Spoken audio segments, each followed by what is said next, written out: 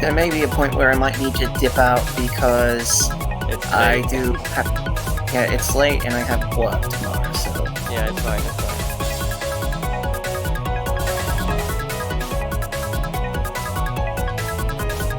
fine. Treasure Castle Labyrinth, like, the way that they remix the music for, like, the original Brenna music is really great, honestly. Yeah.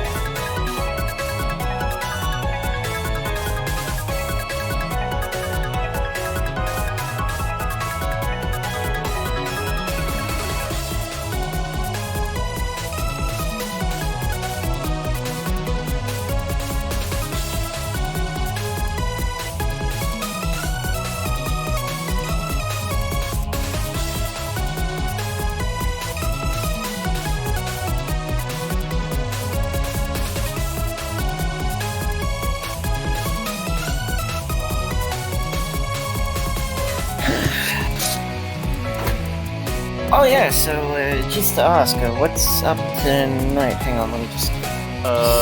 exclamation. I posted it there, but yeah, there we go.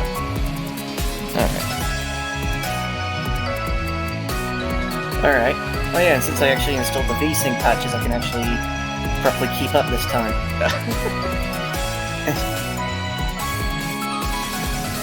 Alright, hang on, let me leave. That...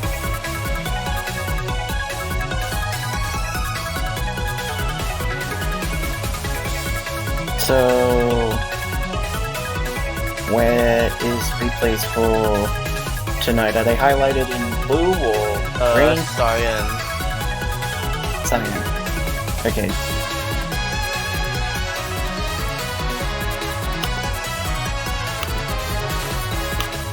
That...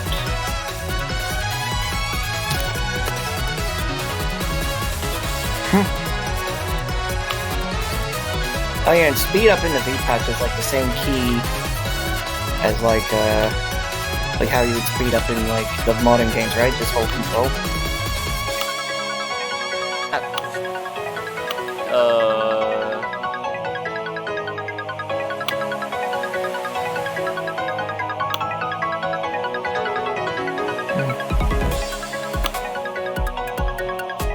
Oh, one of the replays is from FDF2, but it's like, it's a THX replay, so... Yeah, it works if you just rename it, but you just watch the screen for that one. don't bother setting it up. That one's kinda bad, kinda tedious. Okay. Alright. I'll take the word from that. Yes, Gastari's not in here. Did you say that you wanted Gastari to commentate? Because I think we missed that. I'll take it out then. Never mind. Let's just pick up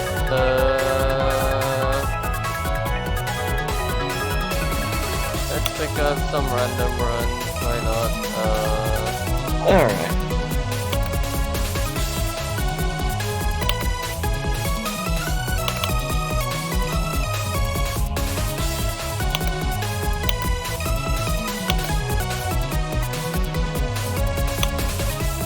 Let's go spell practice, why not? Sure, why not?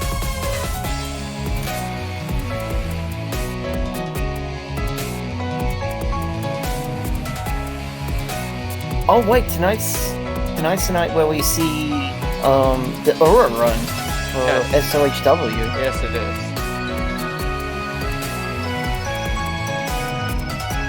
Nice.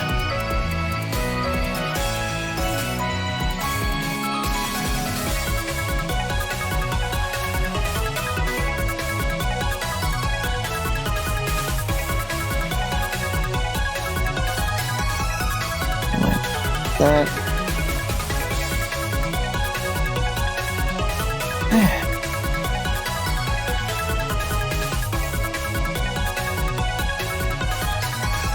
Alright.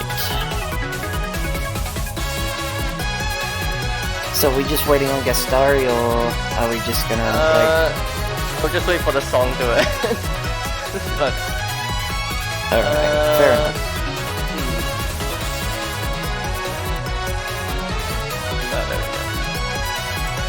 It's okay, Helio. We'll just watch different submission instead. It's fine. I've got 5 spell practice replays here, which will work just fine.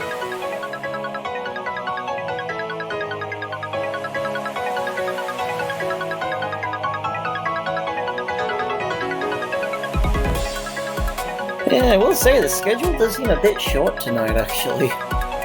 The FDF runs are quite long, that's all. Fair enough, fair enough. Yeah, hold on, there's a slight replacement here.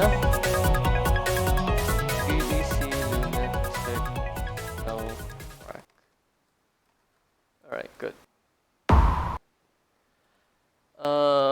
Hold on, I'll edit the command. Good. Alright, now let's start. Oh, I got pinged. Where?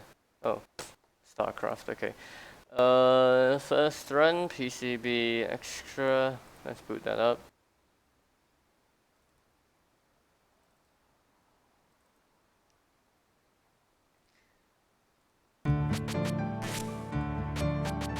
Okay, there it is. Alright, you ready? Wait, no, I forgot to put on the screen. Alright. Oh wait, we're starting off with PCB now? Yeah, PCB. Okay. Boot that up. Replay. And scrub, right? Yeah. Yep, I'm ready. Okay, 3, 2, 1, go.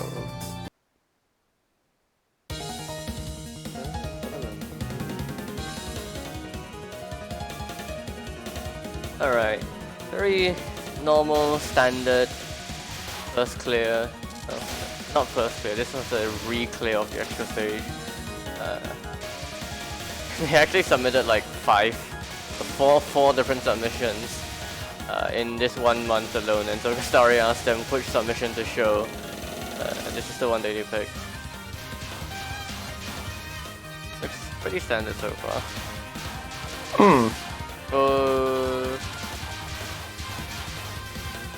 Well, it's fine. You don't really need power that badly. Oh, not killing these fast though. Yeah. Like, to be fair, I would say that, you know, trying to get the full power bullet clear would be nice on, like, one of these waves. I'd say a pinch early there, but, you know, it works. You can just... I think you'd want to focus more on blocking here if you can. Yeah. Alright. We'll have a border for Chen.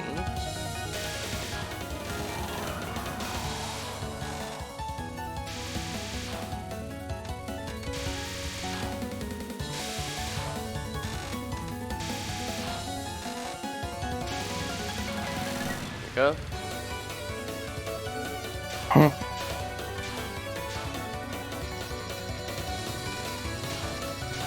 Stream up.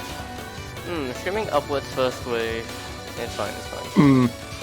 Well, at least he's using the iframes from the border end right there.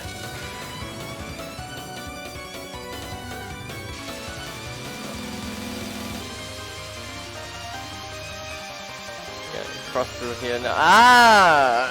What the? That doesn't look very safe. Yeah, that wasn't very safe looking. Oh, yeah. Usually you're supposed to go back to the center whenever Chen's like sweeping across the bottom edge of the screen. But yeah. Oh well. I think like common sense usually dictates you probably try to stay away from Chen as much as you can when it comes to like that spell card.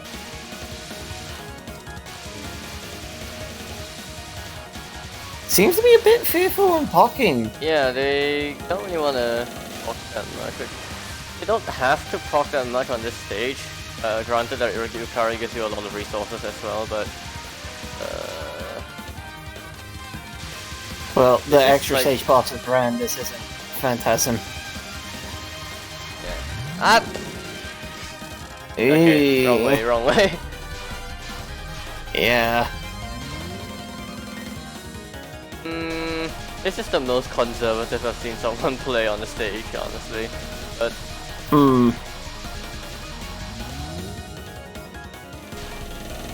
Left... Ah? Eh? Uh, yeah, just stay like, Ow. yeah, not quite how you do that.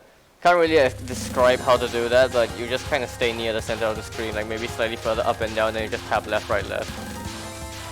Hmm.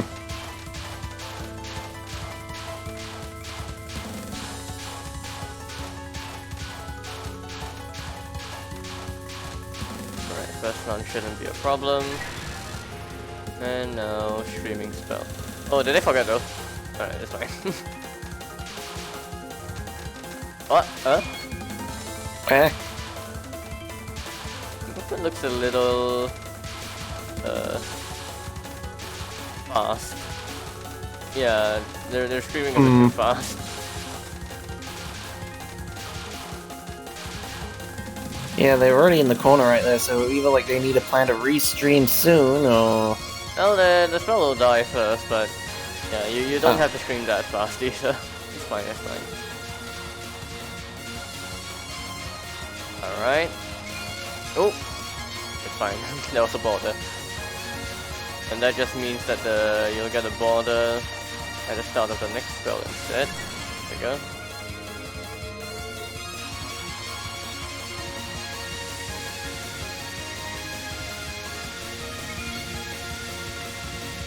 Are you gonna... Nope. He's not gonna cause the... He's not gonna cause the border to just sort of cancel out there. Oh wait, I just remembered. I'm gonna have to mod it. I forgot I still have the Ultra Patch installed for FDF2. I'm gonna have to take that out first. Jeez. Oops.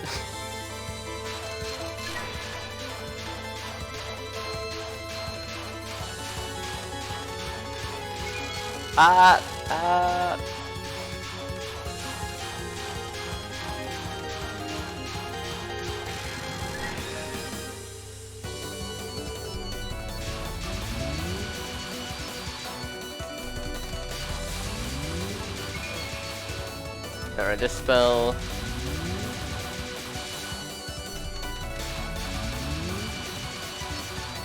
Movement looks a little, it's fine. It's fine. Oh, but they're pushed all the way to the bottom now. Could be a problem. Yeah, especially when they use the clutter from the previous waves. Yeah, this is why you usually have to make like faster movements on this spell. Not only does it let you just stay at the center of the screen, but you get in safety faster. But that you need to be comfortable with the unfocused movement flow and not necessarily required. A Nightblade? Nothing really. They have quite low point items. Because they really didn't focus much on the stage, but other than that, not that much happened. Alright. Oh. This is the hardest spell of the stage, honestly. Yeah, it definitely looks like it gets pretty tight right there.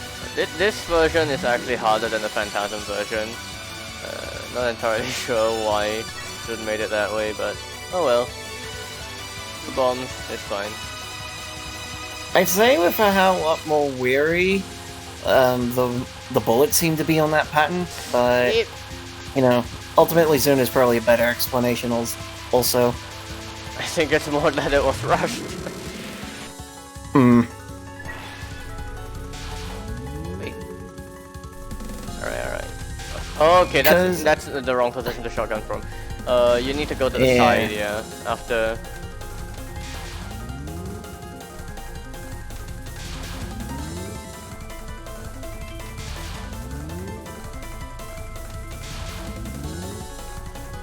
Oh, now she's going faster, so can't get her to teleport to the side, but it's fine.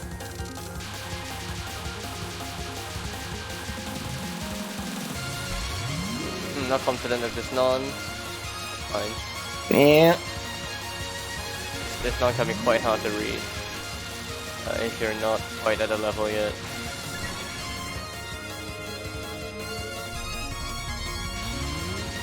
Alright. This one is... Huh? What? What's that? Well, yeah, I don't think they knew what... I think they don't know what to do on this spell. During Yeah. the charge up sound, you're supposed to go to the other waves. So when at this point, during the charge sound, go back to the center. I mean, yeah. Huh? Maybe they just Yeah. forgot on the first wave. Yeah, probably. Yeah, probably.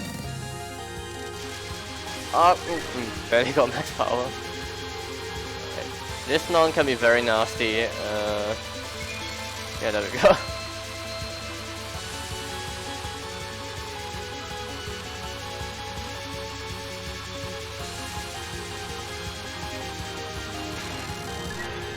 Unilateral contract. Probably just wants to use the borders to cancel out one way. Oop, never mind. Never mind. Yep. Well, at least he dodged that one wave. Yeah, this isn't too difficult to dodge, but that's Kirby bullets are challenging for extra 1cc level.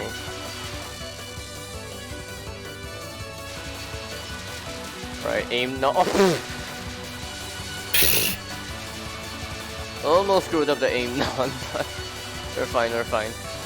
But yeah, the lack of pocking is really showing now with how few resources they have at this point. Alright, Chen, this is a spell that I know some people have problems with, but it really shouldn't be that difficult. You just need to stay like roughly at this height, yeah. There we go.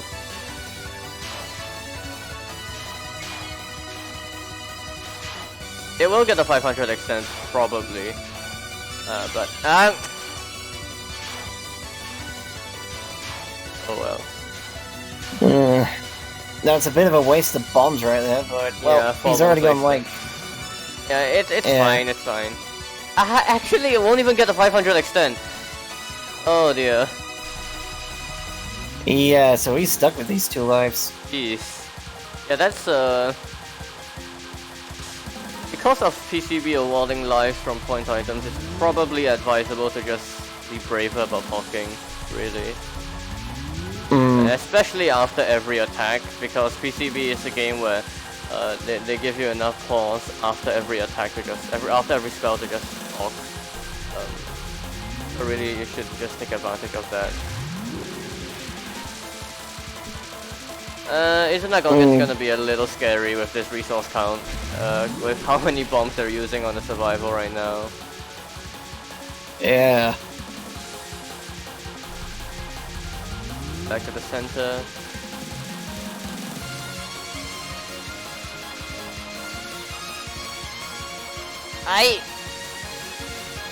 A little indecisive.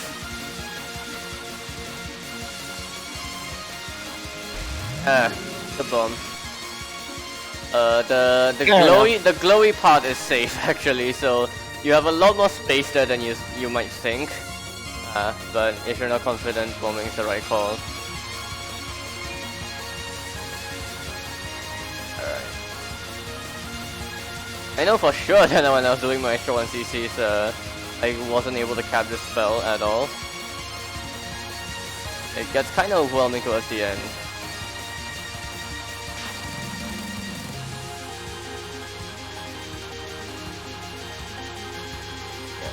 The bubbles really force you to like be comfortable with their hitboxes.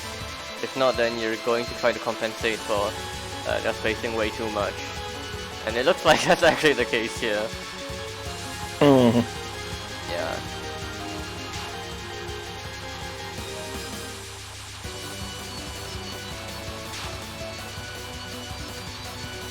Alright, this is a comfortable enough clear then.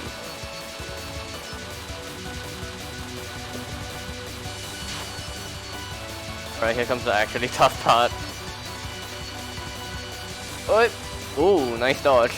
Very good cap. Wow. Yeah. Nice. Nicely done. Yeah, GG's. Didn't get the 500 extend, but nice run anyway. Didn't need it. Didn't need it. Alright, that's the PCB run. Next up, we're going straight into FDF2 and I am hoping this works. But first of all, I need to uninstall the Ultra patch. So give me just 1 second.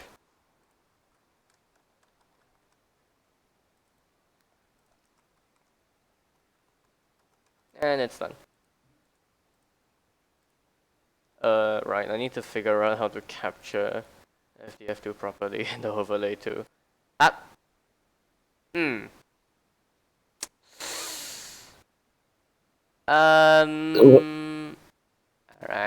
What happened? I might need to verify my game files then, since it seems I'm missing some game files somehow. Uh-oh. Yeah. Oh, that's unfortunate. What run do we have after this? Lol-K had, alright. I'll play that. No, that's not right. That's DDC spell practice, so I can't even do that anymore. Alright, give me 1 second. I need to figure this out.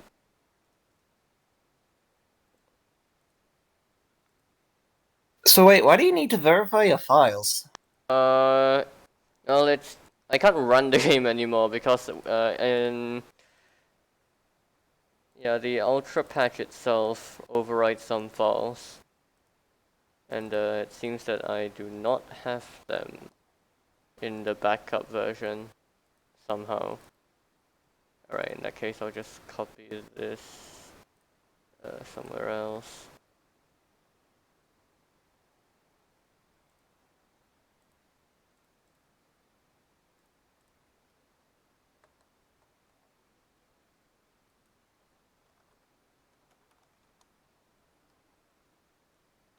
FDF2 Ultra patch.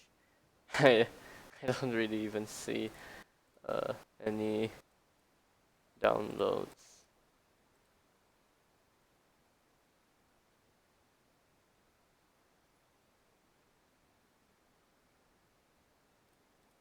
Okay, then I'm going to have to verify the integrity of the game files, which will also take a while, and I'll re-download it.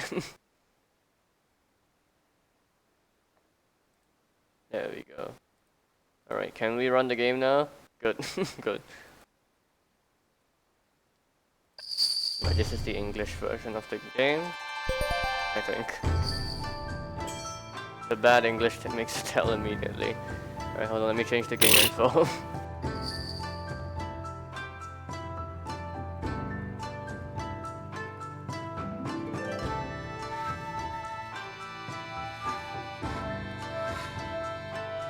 What type is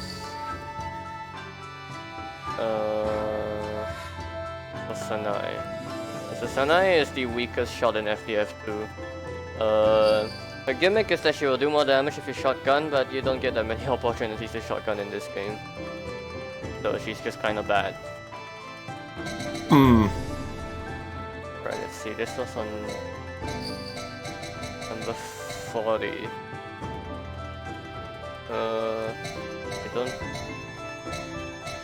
really know which replay it was. Was it extra? No, this was hard. H.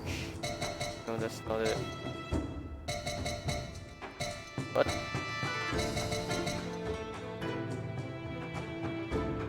Did it delete the... Oh, it must have deleted the replay. What? Damn, dude. No, 50... I'm not sure what's happening here. Hold on. I can just put it back in here. Let's see. Just make it actually apparent. Use MHJ 25. Maybe that works.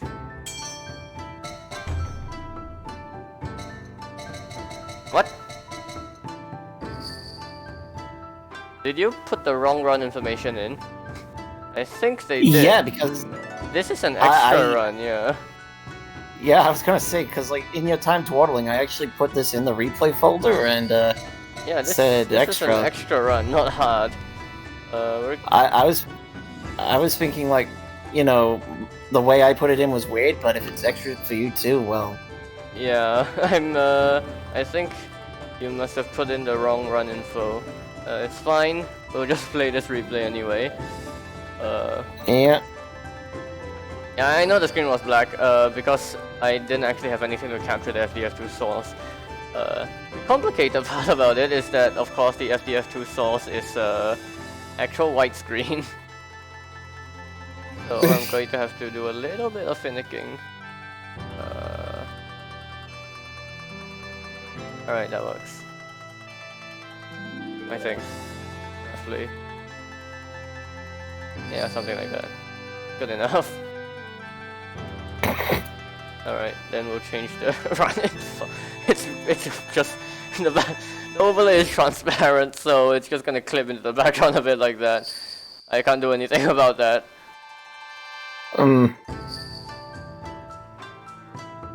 So this is extra survival. Yeah, really not that much to it, but there we go.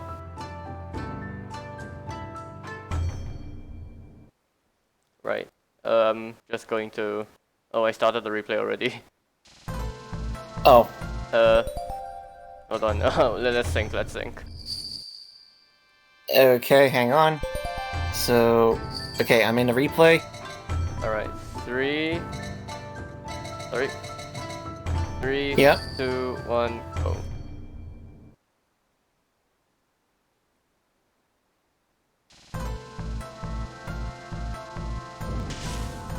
Oh yeah, I can crop, but too late. Too late. Just deal with it.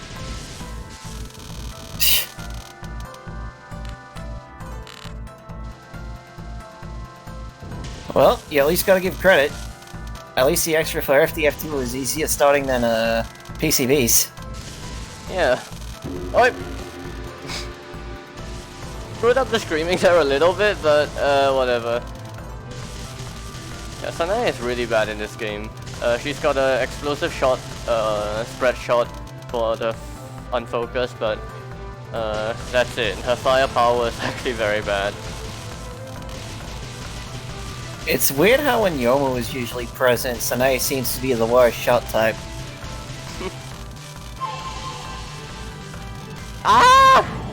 That's screaming. that part is just screaming.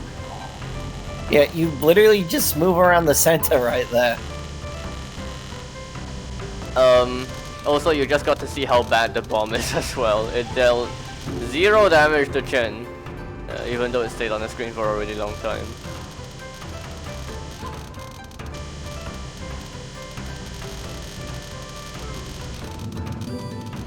What's that bomb? I have no clue. It's really bad though. It's supposed to be a wind chime. Yeah. But like, I think they tried to make it like Marissa B's in DDC. Yeah, but it doesn't do like anything.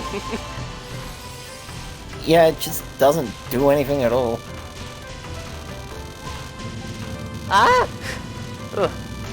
This, I guess it works, but the movement's not exactly my route that I would have. Alright. Yeah, you were they were hugging that bullet for way too long.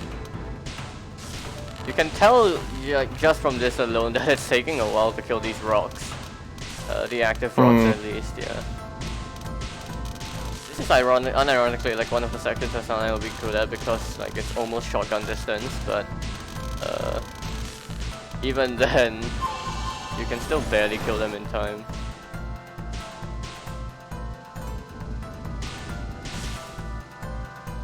Like just using a bomb right there to try and proc everything. Here's another bomb. I think this is a focus bomb, yeah. Ah! Oh! Okay. Yeesh. I think that's border iframes. I think that's border iframes at least. The unfocused shot couldn't kill that one rock. Oh well, what can you do? Yeah, this is the right gap, but it looks a little scary. I'm not sure if that's the right gap actually when I think about it. I haven't played this extra in a long time. If you just go up there, I think you can just circle around, but you take a bigger circle. Oh well, just bomb it. The stage gives you a lot of resources, so just do whatever you want. Yeah. And yay, Ren isn't impervious to bombs. Oh jeez. You need to shift lanes on that spell before the orbs just close you in. Alright, the final section of the stage is just the aim spam. But it's very similar. Like... I mean, this aim spam is quite similar to the PCB extra that we just saw. Of course, this is the Phantasm version, so slightly more stuff to it. But if you just stay at the center and you just tap left, right on the last part, you're fine. And for the rest, you just kind of spin around the side of the screen. Can we also just say that Yukari called Sanae by a name that she isn't really called?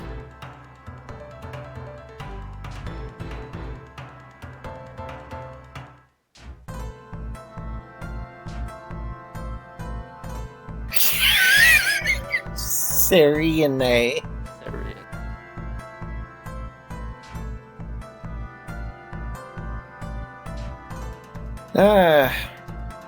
This English is surprisingly okay. It is.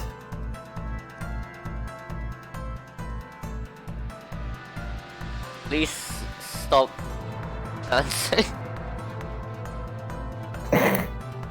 He needs to get like this delicious fan-made lore that is just not really as well done. The lore of this game is pretty much Yuko got a strange envelope with like a cursed cherry petal in it, and then the incident started. They're like, oh, this is like the same kind of malevolent energy as the letter that Remilia got in FDF1. Oh, I have an inkling of what the culprit is. So in the Phantasm stage, Yukari uses Suika's power to make an equipment that will probably show up in FDF3 as the main gimmick. And surprise, surprise, they suspect that it's something to do with Lunarians. Of course it is. Are you saying that we might get a Phantasm with the Waratsukis? Ah, no, not really. I think the Phantasm in this game was a one-off, but... I mean, FDF1 had a lot more extra content than... well, I guess the Phantasm stage is also a lot of extra content, depending on how you want to look at it. FDF1 basically had like a spell cards for... overdrive spell cards for every single pattern in the game. Ah.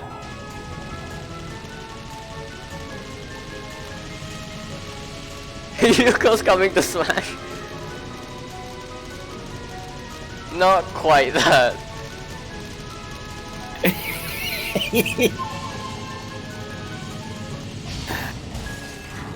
Hang on, is Sanae still doing damage whilst the bomb was active? I think so. That's pretty much the advantage of this bomb, if you can call it an advantage. I'm not sure if it even gives you iframes when the bomb outside of the bomb radius, where it just cancels the bullets. I don't think it actually gives you iframes after a long while. Like, because I did say that it looks a lot like, yeah, no iframes right there. Yeah, if Sanae isn't blinking, that means there's no iframe, so... Yep, there's no iframe. Oh my god, this bomb.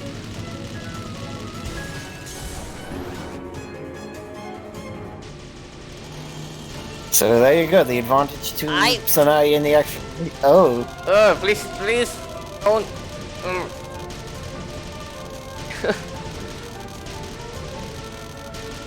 This looks way too scary for an aim pattern.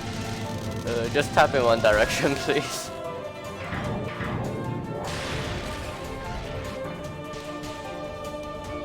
Alright, this spell. Yeah.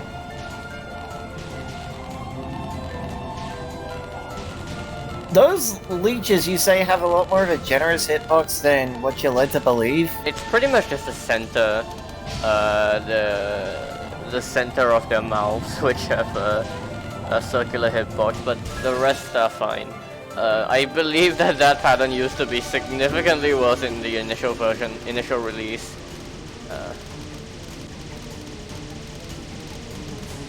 because the hitbox is so burst, but well, it's better now.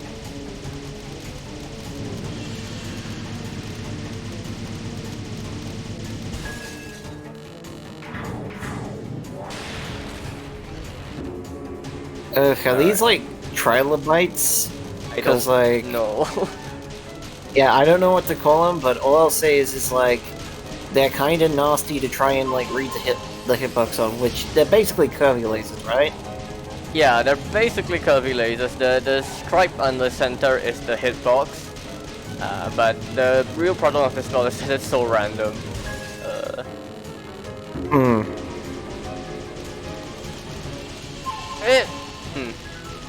Not the right gap there. Unfortunate. Yeah. The keys also have quite deceiving hitboxes. It's the handle down the center. It's not a handle. What am I saying? Let me just be honest, say this: the visibility in this spell just sucks. It thankfully is not difficult, but the poor visibility is pretty much the entire gimmick of the spell. Yeah, there's a route that you can take to make this spell pretty safe every single time, but it doesn't seem like they know what to do.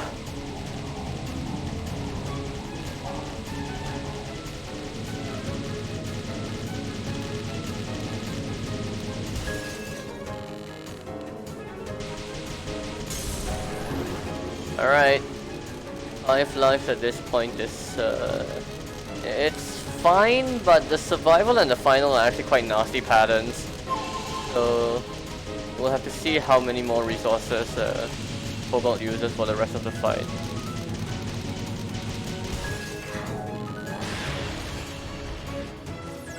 This spell though, you need to get back to the center, otherwise you get pushed to the side and you'll just die. The bullet movement is very awkward, but you need to stay at the center. Yeah. Which would probably involve moving quite close to the mouse there. Of course, that's probably okay. The hitbox, once again, is not huge. 3 bombs on this spell. Whatever. He's at least like getting somewhere. Yeah.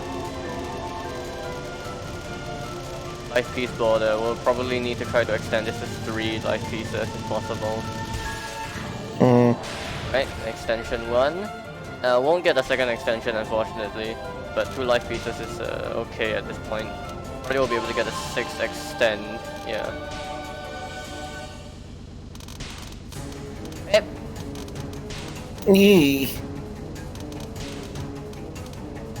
This spell is terrifying every single time.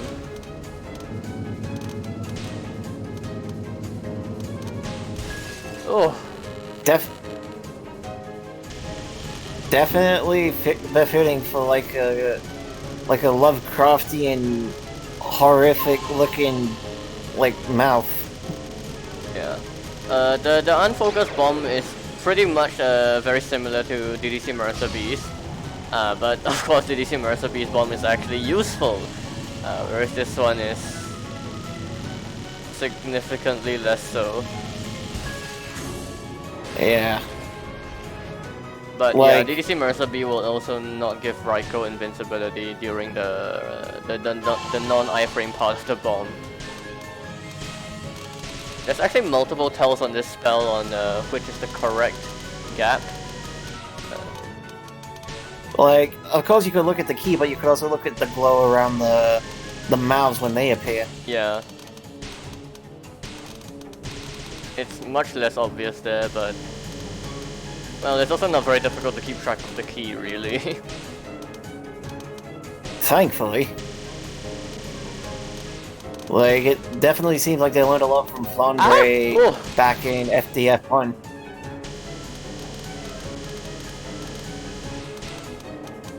Those spikes have more generous hitboxes than I imagined as well.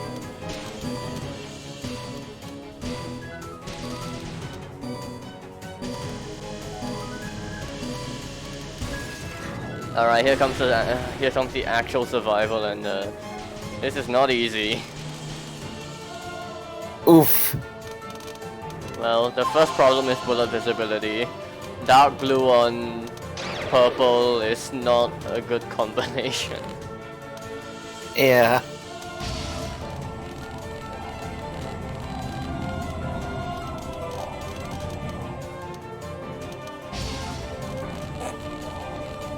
Should be an easy enough clear, but...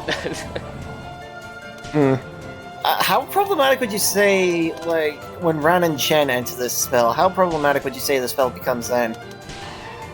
Honestly, I think most of the difficulty comes from the first phase, just because it's so hard to see stuff. But the second phase gets significantly easier because not only can you actually read the bullets, but Ran isn't particularly fast in chasing you. If you just keep moving like this, like he's doing right here, yeah, you'll be fine. When Chen shows up, things get a little more complex because Chen, they'll keep chasing you some more, and that can actually get kind of tricky. Yep, there we go.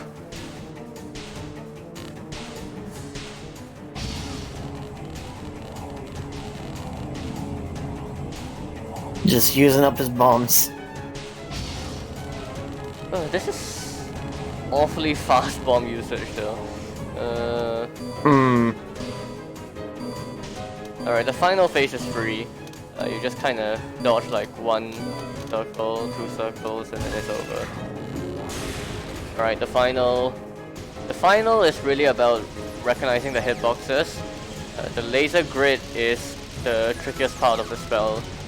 Those eyes have ridiculously generous hitboxes because literally only the center of them inside the iris itself is actually a hitbox.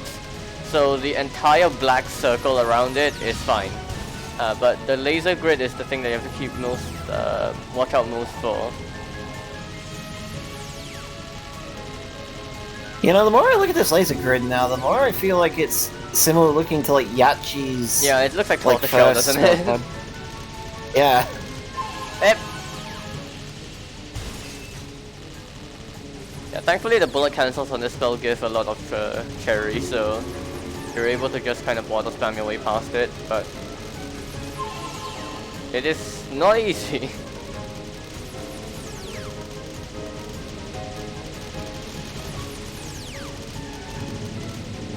And what? Just a little more. There we go.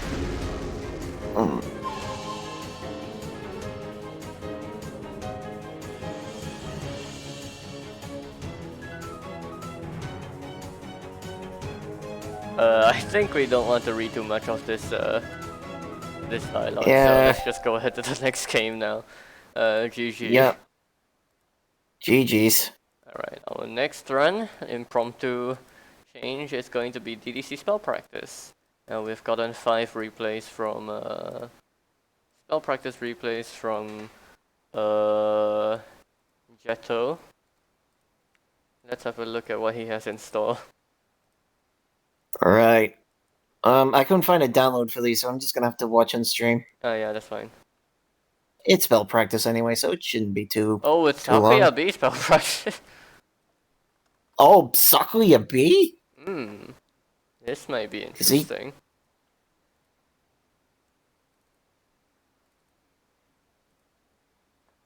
Is this guy like trying to plan to do survival with Sakuya B?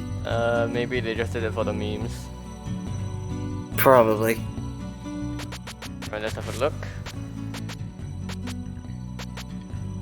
I have screen's oh black, yeah, by so the way. yeah, it's up now. This is the same guy who did the Reimu B DDC run that we showed last time. Alright.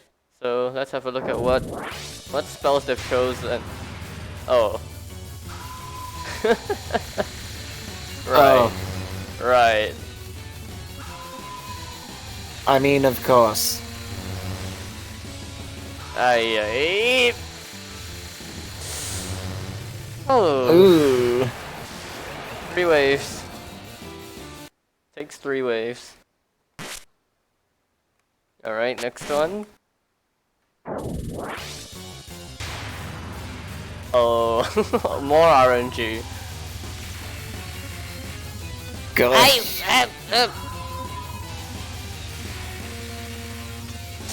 Ugh. Aish. Okay, I didn't like it when the shots crossed paths right behind Sakuya right there. Like, jeez. Jesus. That spell, I know for sure, Sakuya A or Reimu A can do it in 1.5 waves. Like, you don't have to dodge the second wave, but Sakuya B has to do 3. That's pretty bad.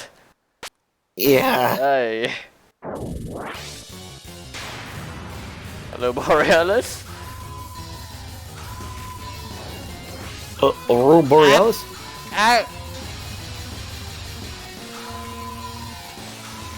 Ooh. Look at how little damage that you're doing. Oh my god, this is gonna be a 3-wave, 3-cycle as well. Yeah. Yeah. Oh Christ. Oh Christ. Hmm. 4-cycle. Wait, 4 There we cycles? go. Oh my Yeah, god. 3.5. I'd call that 3 3/4. Alright, the next one is stage 4, and I think you know which one this is gonna be. Oh boy, I think I know yet. Yep. It's probably gonna be Requiem. Absolutely. So, Sakuya B can actually kill Requiem fairly quickly if you can chase her constantly, but the problem is that you...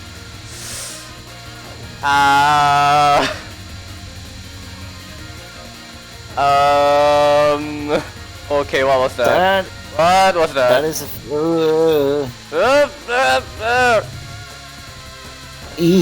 Oh my god, what? Oh my god, he's being pushed! No, just, no, that's... Requiem is disgusting. Right. That honestly looked like kind of panic dodging and somehow making it through. Because I don't think anyone can read that well. Alright, our final one, stage 6. I'm actually not sure which spell this is gonna be. Maybe well, a Wall of Instant don't... Timeout? Ah, nah. Probably. It's either that Oh, or it's a you survival. grow bigger. It's you grow bigger. Yeah. So this is where we didn't get to see last week, but the hitboxes after the growing phase of this spell, Reimu has a nice and small hitbox, relatively for how big the character is. Mercer and Sakura have hitboxes that is actually bigger than the hitbox indicator here, so dodging with them is even more awkward. Well, way more awkward really.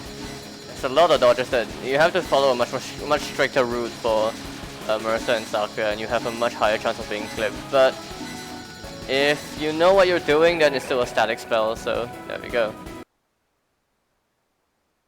That's the 5 replays we got. Nice. Though pity how rude Sukuna was without, like, getting Sakuya back to normal size.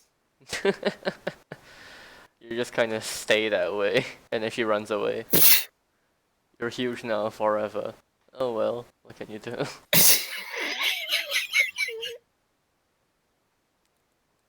Alright, last run. Not last run. We have an Iron Lunatic run. Oh boy. Yeah, let me check my V-patch any to see. Okay, replay skips at We 240. might just put on another replay since I was expecting a full FDF2 run, but instead it was an extra run, so yeah, we can just show another replay afterwards. This is border team, so I'd suggest show my HRTP replay, but Gastari said that he wants to tackle that, so... it's fine. Alright, this looks like they said this is their first lunatic one. First, what did they say? I forgot already. First border team lunatic 1 CC. Okay. Yeah, let's have a look.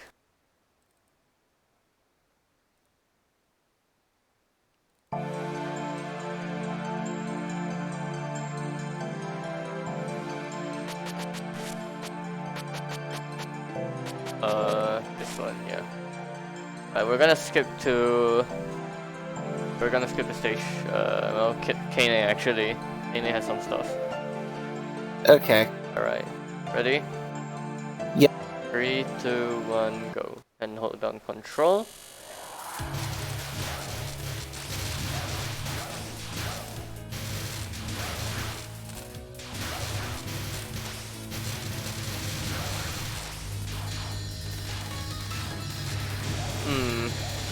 I'm not actually aware if there's like a recommended, what shot type is more recommended in the community for a blind 1cc, not blind, like first 1cc for Iron, but generally I see a lot of people just going border team. Yeah, border team seems like the easiest one to lean to anyway, just because of like homing and small hitboxes. Yeah.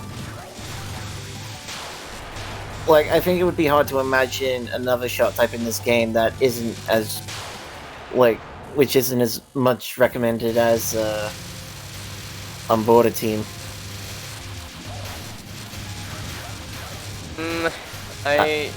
Magic team is also sometimes recommended because, Malice Cannon. Malice Cannon, yeah. That might actually take effort, quite a lot of effort to really do, so I'm not sure.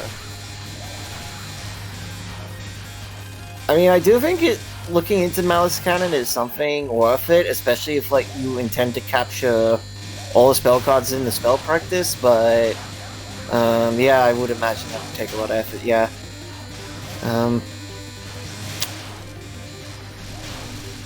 I don't know if you'd really recommend Netherworld team. Not really. Yomu's a bit hard to use. And Yuko's good on stages, I guess, at least that's that. Oh, well. Right, stage 3 is just streaming, so should be fine. Oh! Ooh! That was an interesting dodge.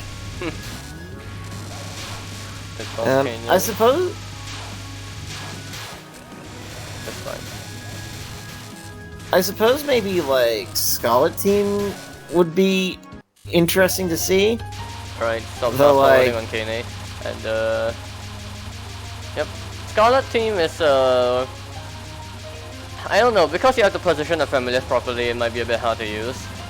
But the bomb is strong.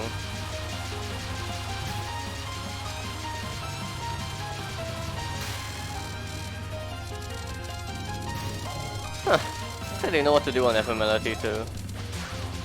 Oh, well, at least they had they're trying to do the right strat.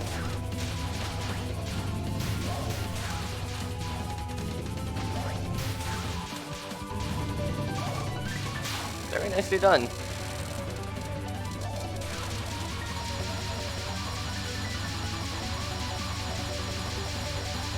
Geez, I don't think the replay's been skipping as fast as yours, so, Oh, I was skipping at 240 FPS, I don't know if yours is. I mean, I saw it set to 240, but it's apparently only going at 120. Oh well. Just watch on the stream, then it's fine. Or sync at the stage 4. Start of stage 4.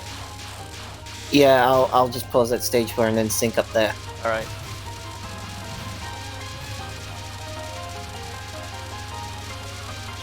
But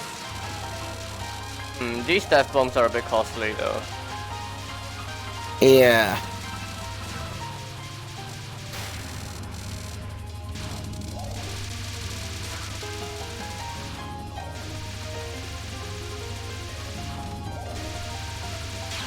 But yeah, anyway. Not high enough. Ooh. Jeez. Yeah, you can't stay low on this spell. You just get completely screwed by the crisscrossing bullets. Need to stay where they're crisscrossing.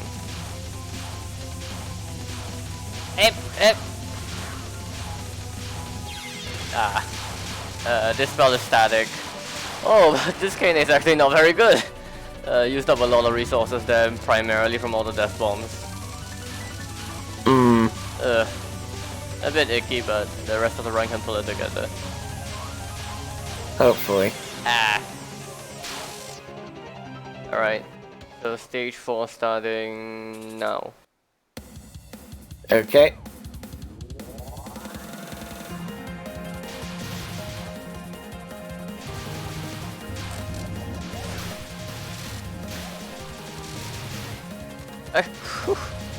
Oh dear. Oh dear. Oh my god, what? Ooh, jeez.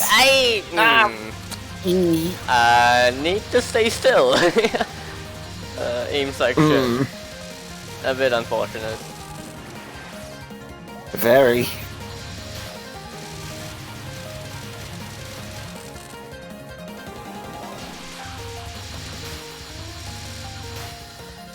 Oop.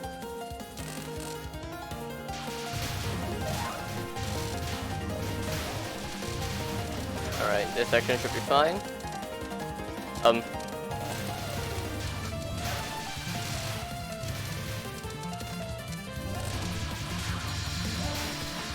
Left, right, then left, right.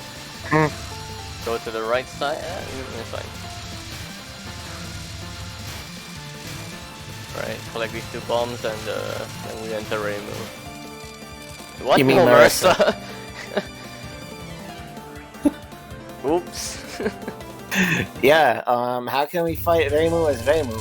It's very easy, it's called spell practice. I mean, yeah, spell practice, but how can we in like the main game? 9 stage patch.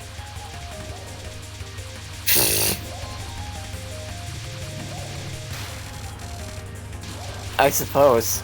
Alright, Asteroid Belt. I used to really struggle on this spell, but then Dementio told me what to do and I like figured it out. Still can't really do it that well, so yeah, just 1 bomb on it is fine.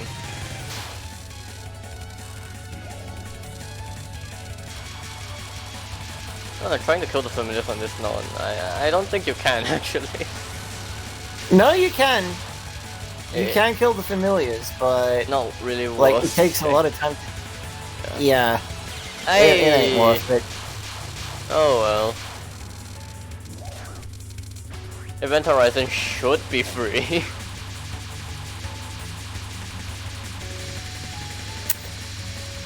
Should be. But will they dodge it? And what? Not quite what I would do, but it works. Okay, okay, that's really that's really unfortunate. Oh. Yeah, I got past the hard part of it too.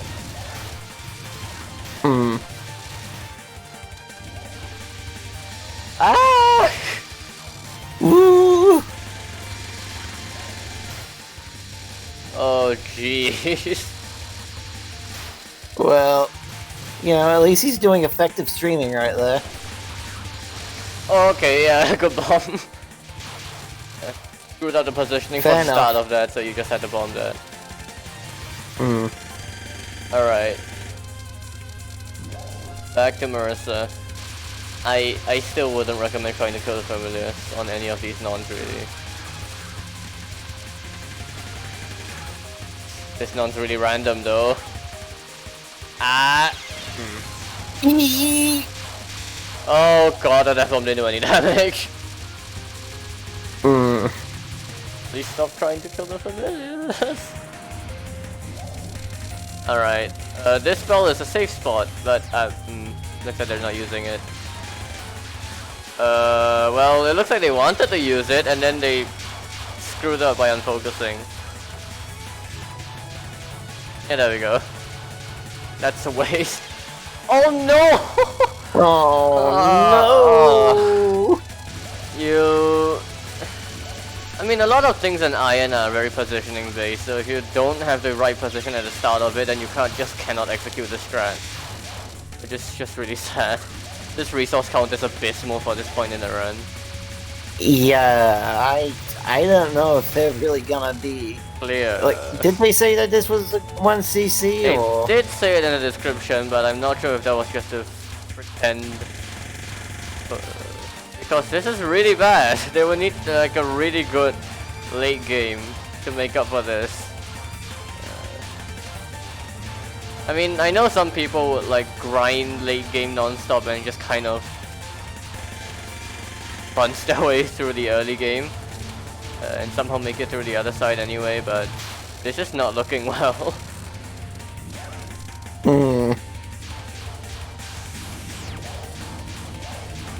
Alright. Should be a easy enough cap of Shoot the Moon. If you don't get completely screwed by a laser. Oh. Aye! Yow. By the way, jeez. By the way, I guess I should ask, like, how many lives did they decided to start off with for this? I think it's default. Ah.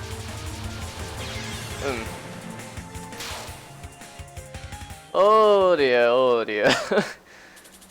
800 extend, Tay extend, what was it, 1100 extend, and that's it. I think that might be it, yeah. So 5 more lives. Oh.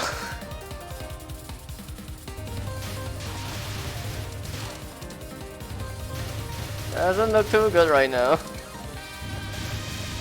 Maybe they're the kind to just grind late game non-stop until they almost end in it, and then they go for a 1cc. Probably. I don't see how this run works any other way. I mean, I suppose, like, it's easy enough to learn Raisin. Because I think Raisin for a stage 5 boss is actually relatively simple to learn. Yeah, Mercer's harder than Raisin.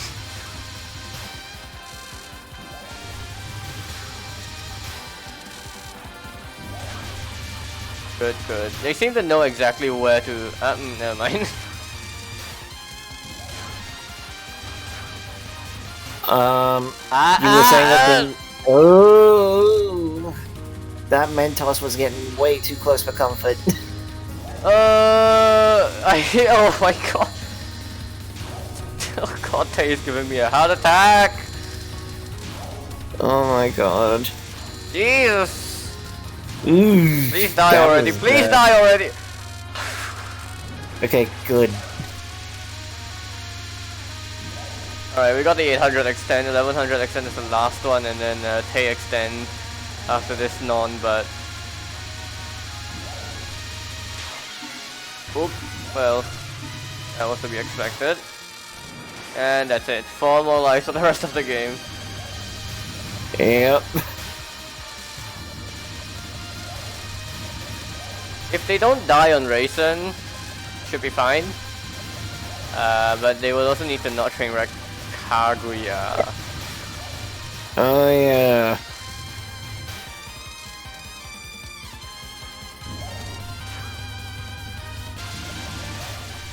Alright, for the last section, just focus on killing the Death Fairies. Yep, there we go. Oh dear. Oh well, it already got too overwhelming! Ooh! Geez, Oh no, that was but a then nice no. cancel. Yeah, oh, nice recovery. Hello, Prue. Alright, we have a train wreck run on our hands. The stage 4 went so badly that they left stage 4 with 2 lives.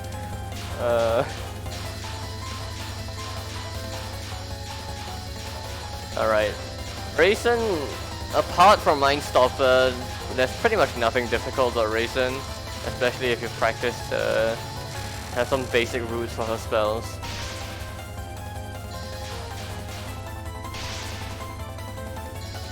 This is roughly where you go. Yep, then go back to the same spot. Rinse, repeat until it's dead.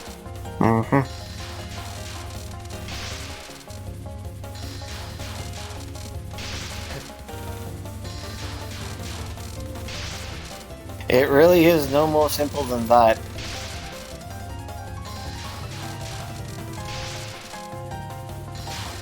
Alright. Second non can get quite mean.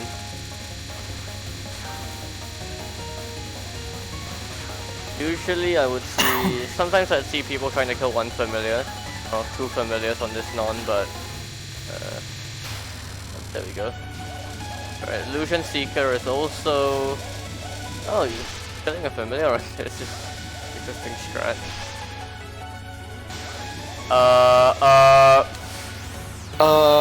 That was a panic bomb. Yeah, you would...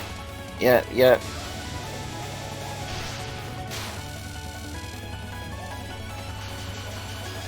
Alright, last non, if you don't make too many wild movements, it should be free.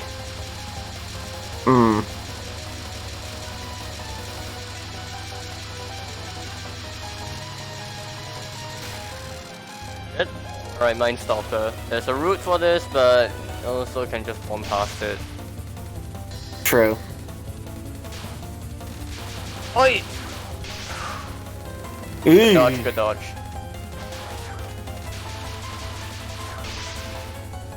Nicely done. Okay, there we go. Yeah. This is the spell that you probably wouldn't expect to cap 101 CC. Right, IFM should be free. There's really two ways to do this. One is to just do it the safer way where you stay about halfway up the screen. Yep, and then you just have to... oh, no. Bombing is fine too. That is true. You can dodge a ring, or you can just try to go all the way up to like the innermost ring, innermost layer, and then you don't have to dodge anything.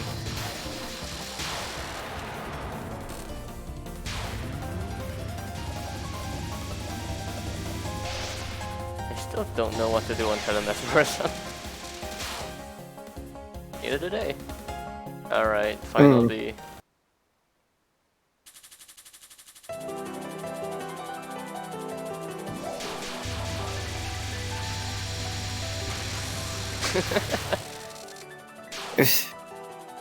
Yeah, if you don't know the right spot to stand there, you might as well just bomb it.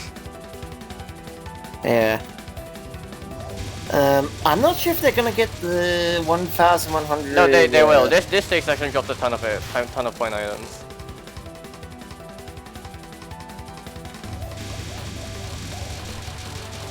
They need to like focus to kill this. And there we go. One more wave and 1100 extend will be gotten. Right. But they're killing killing so many familiars though. There we go. Yeah. Nasty RNG, but it works out. Ooh, don't get kicked by air in there. Lord knows enough people have had enough, like, trauma just getting hit by the bosses they're trying to, like, POC.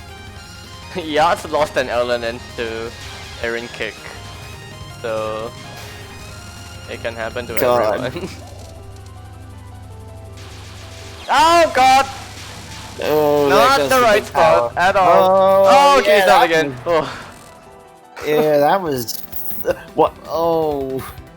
That was... What were you thinking? No, I think they just forgot what the spell did. Jeez. Alright, 3-2 for Kaguya is... this is gonna be close. On my 1cc, I got the Kaguya with like 4-2, I think. And I had a route for Rylix, for Horai Jewel.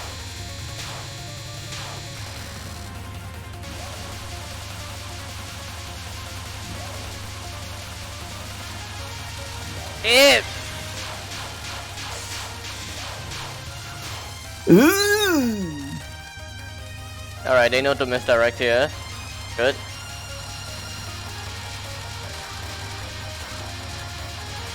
I mean, like, you can't... Yeah, the familiars here are just invincible.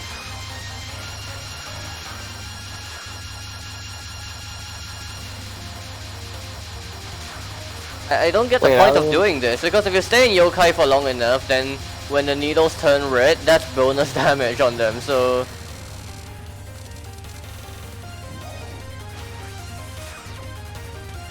Wait, oh god, don't try to kill the familiars on this spell, Jesus! Yeah, don't. Hang on.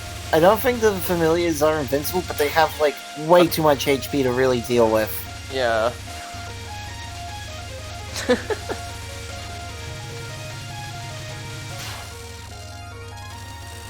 And also don't go sitting up there with Kaguya. Nope, you will get blasted.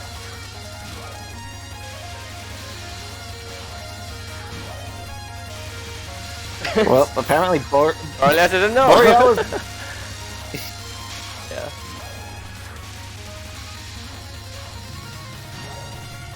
I'm not sure what you call those. We call those penalty bullets, yeah. Yeah, penalty bullets. I mean, you don't really want to try to kill the familiars on this spell either, because it just takes a while. You might as well just... oh well. I guess a death bomb is fine too.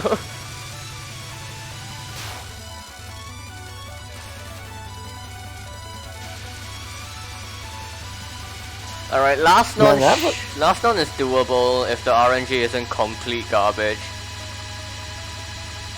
Why are you going up? Go back down. Okay, there we go. I think the left lane looked a lot safer for that entire duration. Yeah. Oh. Oh god, what was that? Alright, one bomb on this and then... the whole hot... Okay, that's a really bad death bomb. Should really have just used any bomb there really, but...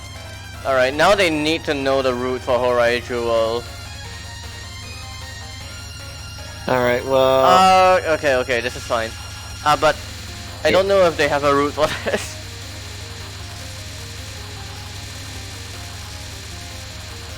Oh, they don't. Oh, they don't. Oh, okay. Oh, jeez.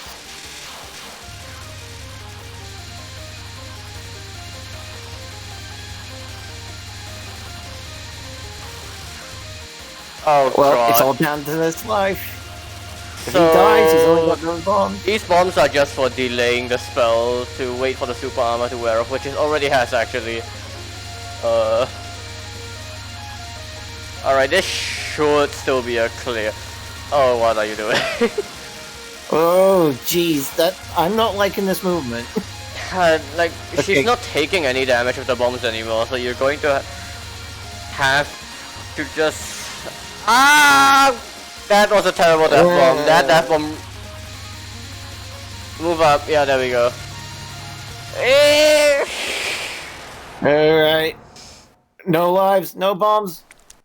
And that's the 1cc, I believe. That is the one We just CC, need- but jeez, that was way too close for comfort. Okay. Yeah. Alright. What? Last spell performance probably won't be too hot because I mean it doesn't seem like they knew what they were doing, but Yeah, they just kept pushing up right there. yeah. Up. You found the cap, stop moving. Please! Alright, this is the one who just crisscross. Okay, fast wave. Yeah. Alright, streaming.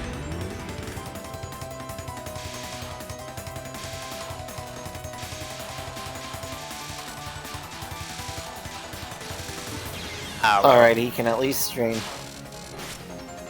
Alright. Let's see which phase he dies on Rising World.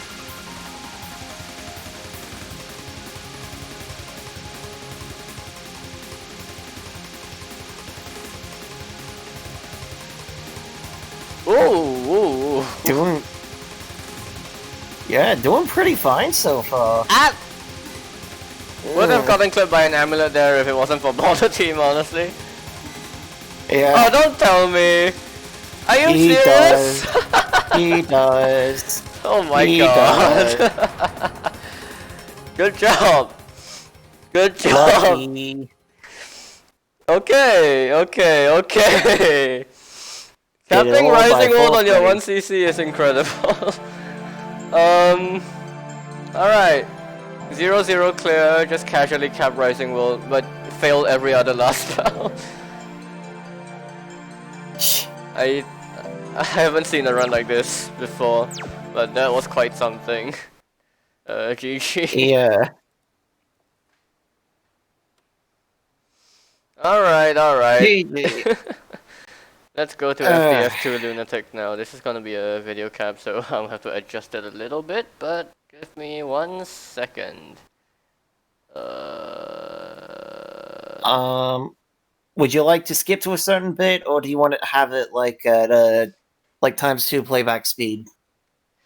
I think we just have ×2 playbacks. Alright, let me think. This is a no miss no bomb run, so the first, second stage are probably not very interesting. We might just want to skip to the start of the Alice fight, really. Alright. We can't even just skip past Alice if you want, because Alice isn't actually very difficult. We can show Alice, it's fine. Alright, let's show Alice then. Alright, let me just crop the run on screen first. Left. Oh wait, no, that was right. Okay, good. Expand this a little. I can move this left a couple more pixels. What am I doing? Okay, there we go. Alright, so the start of Alice is at... Oh, they played without the background. Okay, that's understandable. The background can be quite consuming. Alright, 10:08. 10 minutes, 8 seconds. Alright. 10 minutes, 8 seconds. Okay. Alright. Yep. Hold on, let me update the run information. I forgot again. PRS.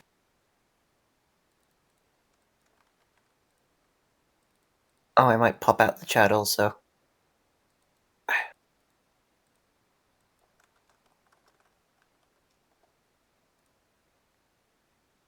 Okay, ready?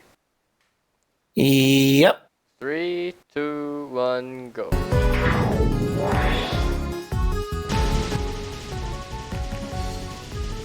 Alright, Alice's first non is really one of the 2 threatening attacks.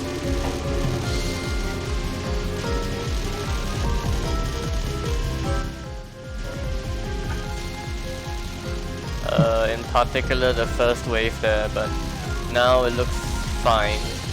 There we go. And then it'll cycle back over, but the spell... Oh, wait, no. This non takes a while.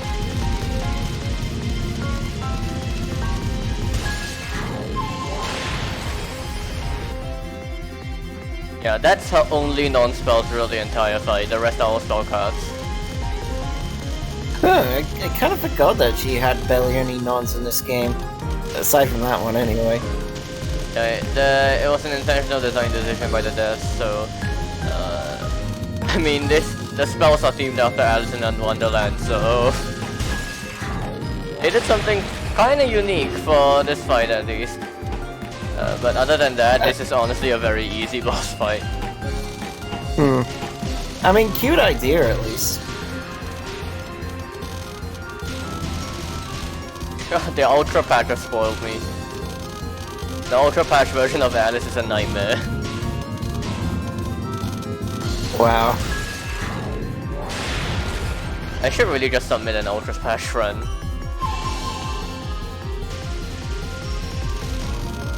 I mean, that would be interesting to see, because I've only ever really seen this game on, like, a couple Lunatic replays, and I think we've also seen a bit of hard replays on here also. Yeah, an Extra and Phantasm, but yeah, that's about it. Ultra... Bender made an Ultra Patch a while ago, but... considering that my tasking integrity has kind of run into a dead end right now, probably just submit something.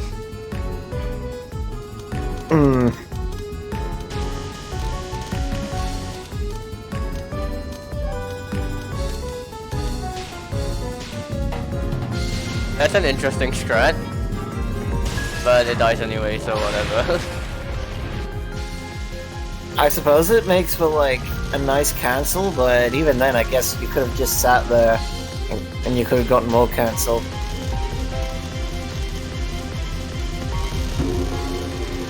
This spell looks threatening, but it's really the red random stuff that can sometimes be nasty.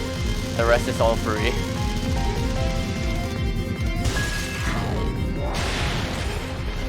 Alright, this is the other threatening part of the fight.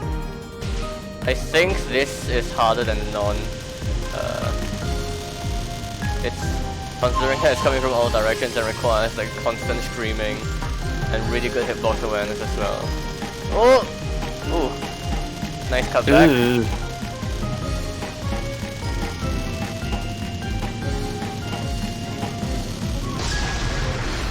Nicely done.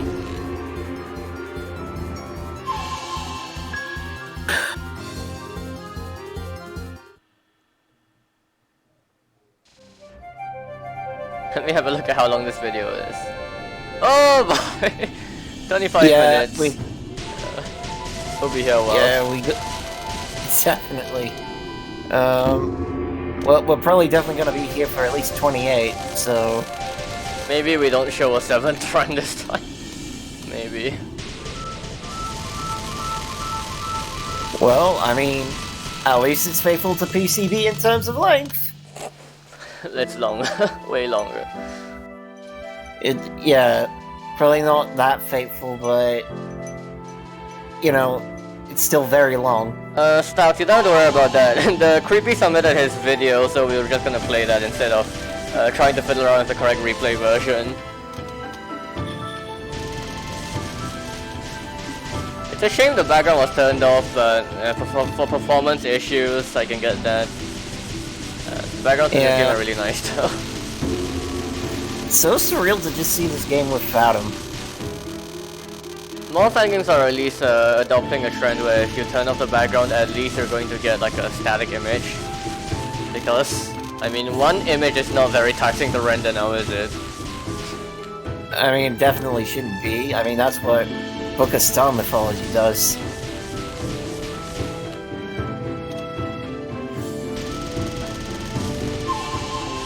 And, like, I would imagine Hollow Song of Birds would at least do that also, since that literally is, like, made by some of the same people. I'm not sure if Hershop does that, actually. I can't remember. I think it might.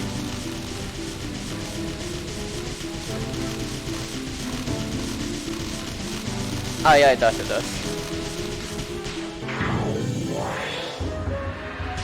FDF is not a Damakufu game. It is an engine called Crazy Storm. Well, Crazy Storm isn't really an engine. But yeah, it's not Damakufu. This is a Chinese fan game, and the Chinese sites really don't like Damakufu that much. They have problems with Damakufu's performance and input lag. Generally, they would use Lua SDG instead, or, well, this one. XNA, yeah. Yeah. Like, it is sort of amazing the lengths that the Chinese have gone out to, like, just create all these new engines for their games. Yeah, I mean, they're not willing to use, Damakufu, and I think they've had Lua SDG for quite a while now.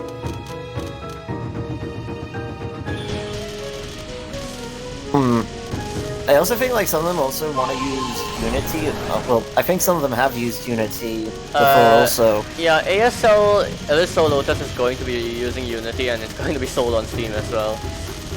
That game hopefully won't have performance issues, but I think the bigger concern of that game is whether it's going to release. I hope it does, because so far it's promising. Yeah, the developers kind of delayed multiple times now. There's a meme within the developer circles that I think the expected release date last year was like September, and so someone made a bot command that will literally just say September 315th day for like for the calendar. It won't release until the 31st century. Yep, there's a safe spot here. Because of the way the game works, Bender wasn't able to remove this on the Ultra patch either, so you can just kind of sit here. Let you get a border even because of all the grace that you're getting. But you have to kill it in time, otherwise it flies up and then it breaks your border. Wow.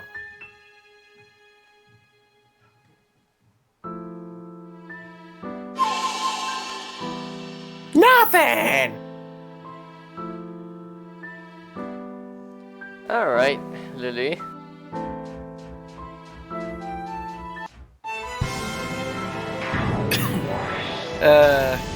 You know, it's interesting that they made Lily a full boss here, but rip the Prism Rivers. Yeah.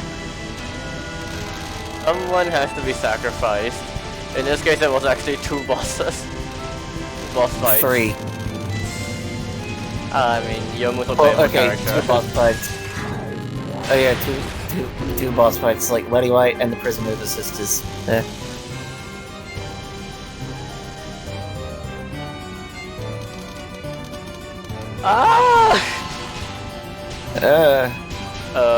This phase of the spell isn't nice either. Okay. That's fine.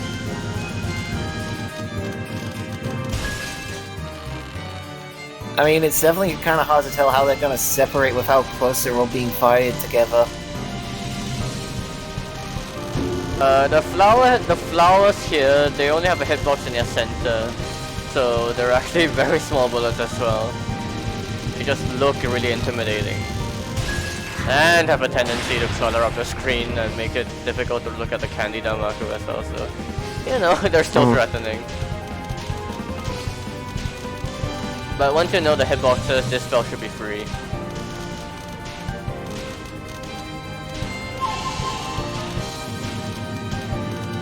Yep. Right, good dash.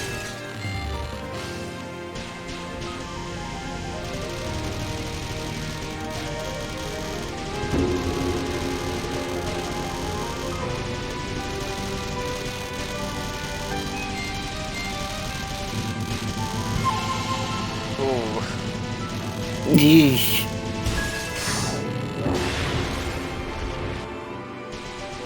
It's alright, it's alright. I mean, he's got plenty of bombs in stock. Oh, you can do that? Interesting. Oh. Alright. Alright, this spell is incredibly RNG reliant. The donuts have really big hitboxes. Pretty much the entire, like, center ring. So...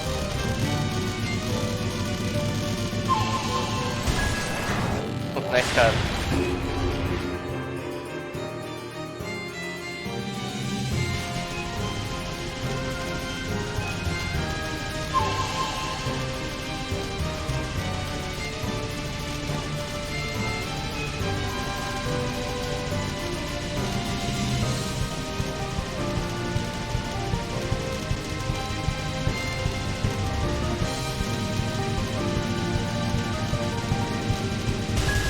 I wouldn't say the Chinese strictly deviate from Zun style.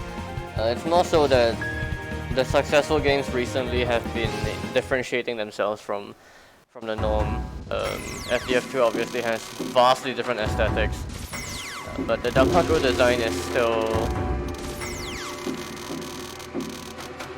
Like, you can still definitely tell it's a Touhou game just simply from the Damaku bullets. Yeah. And EIOS, well, the system itself is incredibly unique for a Touhou fan game. The Damaku design is arguably even more so installed than this. I mean, I guess to be fair, how exactly can you variate from something that really ain't all that broke? I mean, Zun style isn't even that... isn't even really that defined either. Yep, you can save these as well. For the first couple waves only though, because afterwards there's gonna be fairies that come in and shoot aimed lanes. Right here.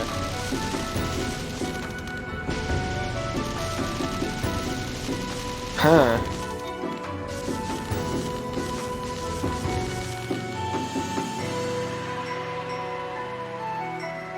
Alright, now for the PCB spam section. Reimu has a very distinct advantage on this section.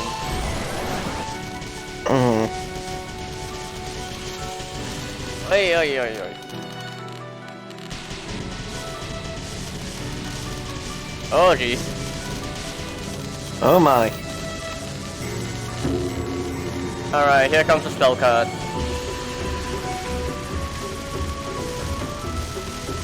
Well, not quite spell card yet. This section is basically a spell card of its own anyway.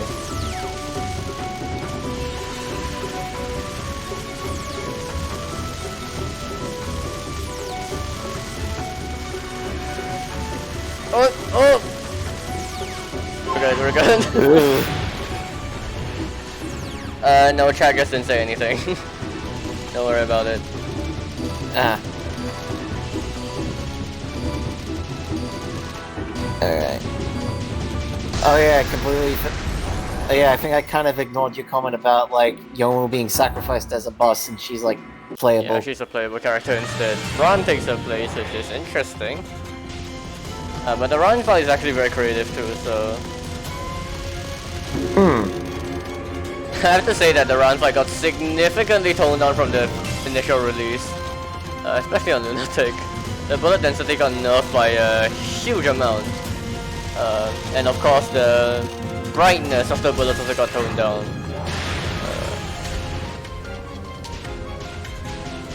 This spell is literally screaming. It's difficult to re-scream, but if you just go from one side of the screen to the other, you're fine.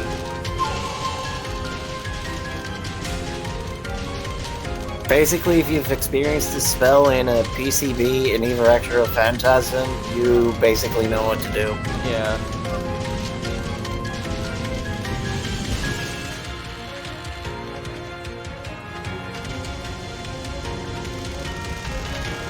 The thing about run-downs is that they look really bad, but they're actually static, so if you just follow the same path every single time, you'll be fine.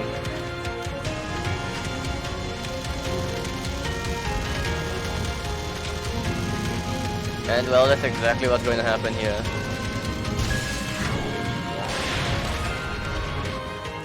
Right, this spell can be tricky. The lasers are hitboxes, so you have to be careful not to run into any of the boxes at all.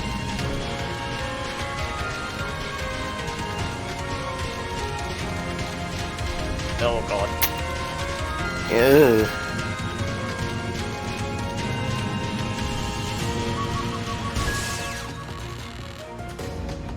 Alright, final null once again is static, so if he knows the route, we'll be fine.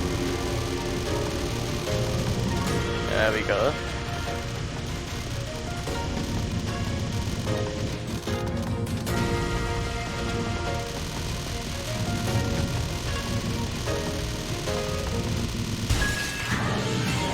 Well done. Alright. This spell is weird. The boxes themselves don't actually have a hitbox, but they spawn random lightning inside them, which, because it's random, it can randomly hit you or just let you live.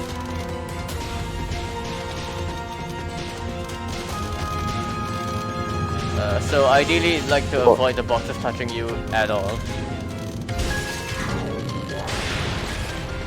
I mean, should easily be done, because I think the best way to optimally dodge that spell would be to just sort of gauge where, like, the rows of bullets are gonna start, like, firing, and just find a safe spot within, like, the rows that they're going down. Yeah. This is, this is an interesting spell. I like how they didn't even bother trying to translate the name of it.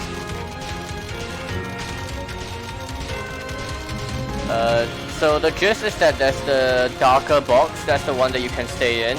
And then the box with the glowy ring around it is the box that it's going to travel in through that square next. So you can use it to just tell where to move. So here it's going, wait no, that was the first place. And so it's just gonna go back to the center now, and then we move on to phase 2.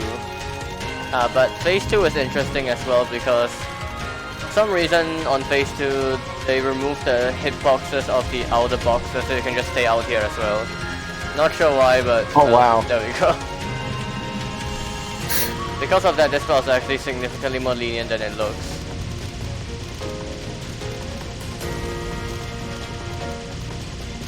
There's an achievement to do this spell without focusing. Capture this spell without focusing, and when you do that, then your hitbox is indicated by that by the spark that shows up. Otherwise, you wouldn't be able to see your character at all. Yeah, at least they were generous to do that.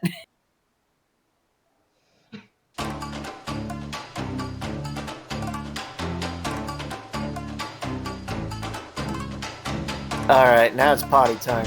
Yep. Literally. Unfortunately, we don't get to see the party itself because the background got turned off.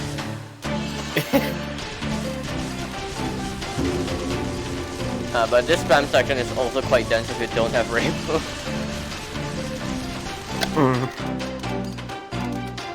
Well, I mean, I suppose Yomu could take care of it, alright, but you'd have to be unfocusing every now and then, and that would be pretty scary. Yomu just slashes in one go and then doesn't kill the follow-up wave, so not really. Pretty much Rainbow and Sanai have the advantage on these sections. Marissa and Yomu kind of struggle a bit.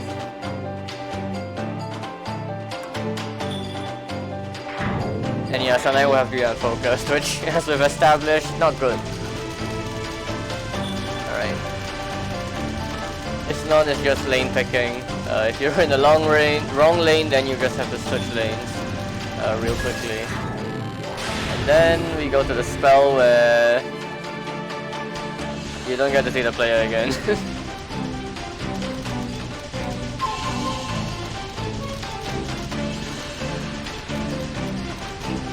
I guess I'd have to ask, is there an achievement to catch this unfocused? Since, no, the achievement on this instead is to time it out. Well, not time it out, time it down to the timeout phase, which happens like, I think 40 seconds left or something. It doesn't take that long.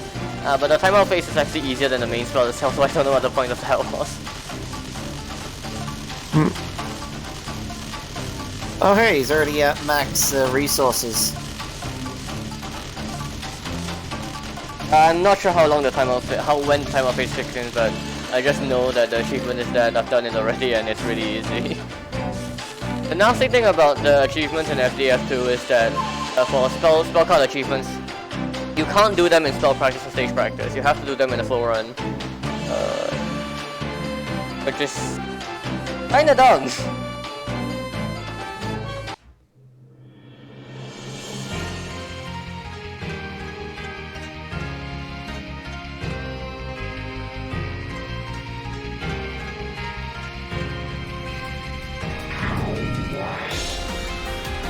You know, I think there was a funny thing there initially in Yomu's translation, where Yuyuko and Yomu's dialogue was swapped around. I see. I might have the screenshot. I don't know if I have it on like this, on this computer I'm on right now. Could be on my previous one. FDF2's English translation is not good. If you thought EIOS's English translation was bad, apparently this dev team paid even more money than EIOS dev did for this translation, which is strictly worse. And even though Willy Willis did get to contribute to translating this game, they only let him translate the dialogue for the Phantasm stage. Which means that the spell names in the Phantasm stage are horribly translated. Oh my. And they won't let him revise any of the existing translations either for some reason, so yeah, this game's kind of dumb.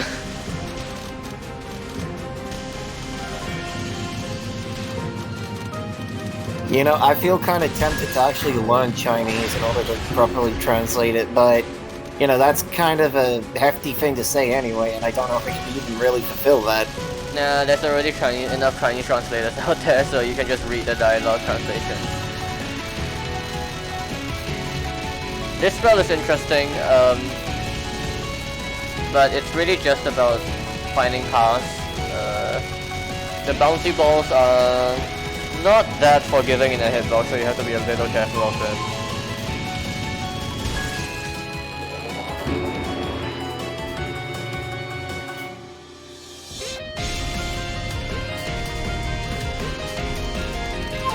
Alright, now we go to this this phase where let me see.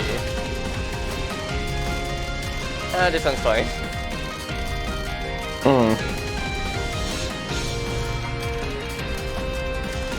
FDF games are always very heavy on the aesthetics. It looks really pretty for sure, even with the background turned off. Yeah. Like, it really goes to show, like, how painstakingly they tried to make these spell cards look pretty just by looking at them. Yeah. Alright, this spell has these weird, things. I don't know what they're called. But the hitbox on them is a little nasty. but they move predictably, so you can just try to find the right spot to be in.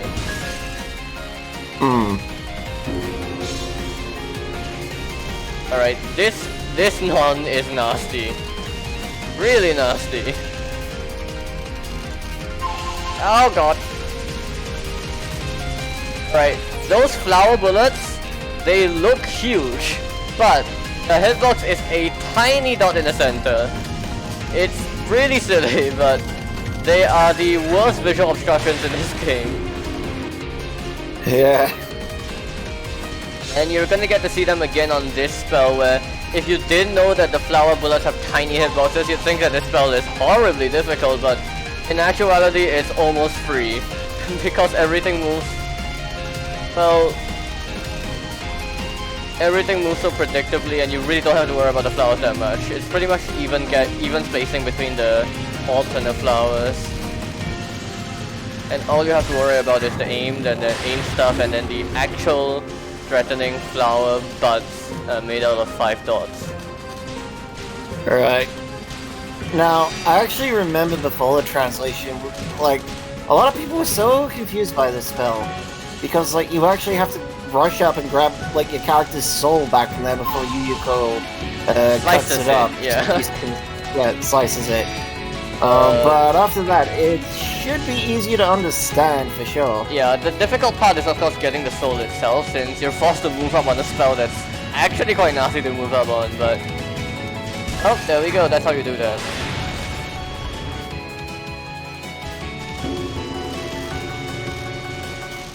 Alright. This is the final. It's a survival and it's really not very difficult. The danger comes from the flowers being very visual clutter as usual. The butterflies are completely random, so they can sometimes randomly screw you over. But I think the bigger danger is just that the flowers are so distracting that sometimes you just either don't pay attention to them enough or you don't see a bullet coming because of them.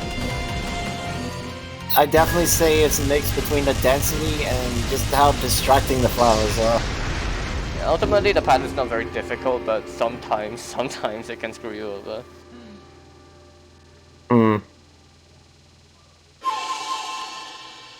Wait, did you hear a grunt? No. Like I thought I heard a woman grunt or something like that. Not sure what you... I don't know what that was, but... okay. TLB now, and this spell is just a visual treat. But it's also very random. Once again, a lot of the difficulty comes from the gigantic flowers with their tiny hitboxes. And it's actually really bad on this spell because they have the tendency to obscure other bullets. Especially these petals, which they also only have a tiny hitbox in their center, but they spin a bunch and they can get easily confused with the flowers themselves. Don't forget the walls, which are constantly moving, and the butterflies, which are once again completely random.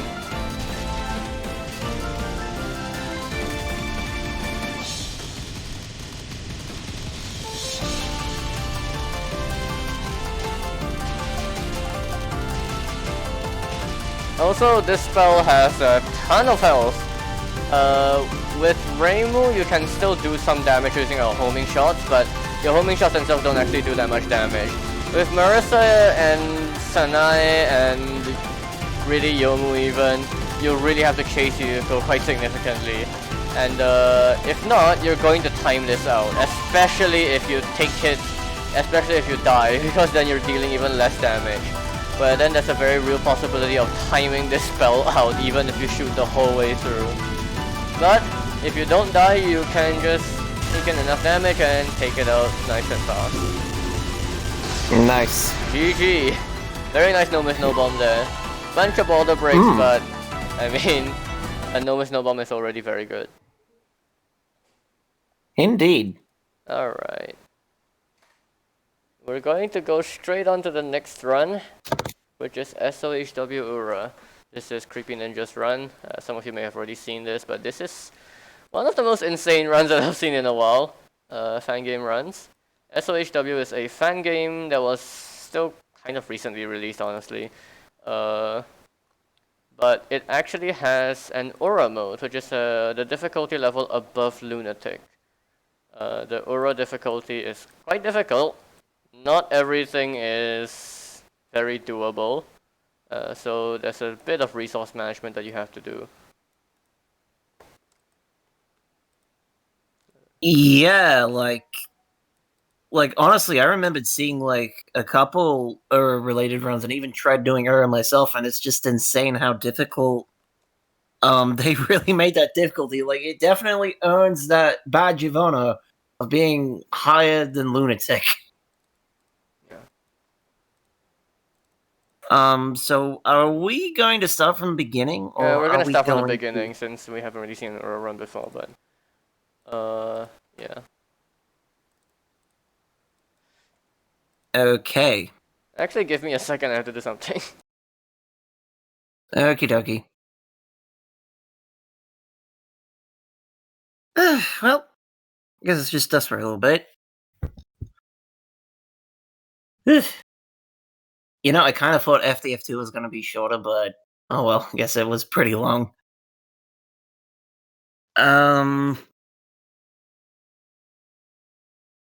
Let's see.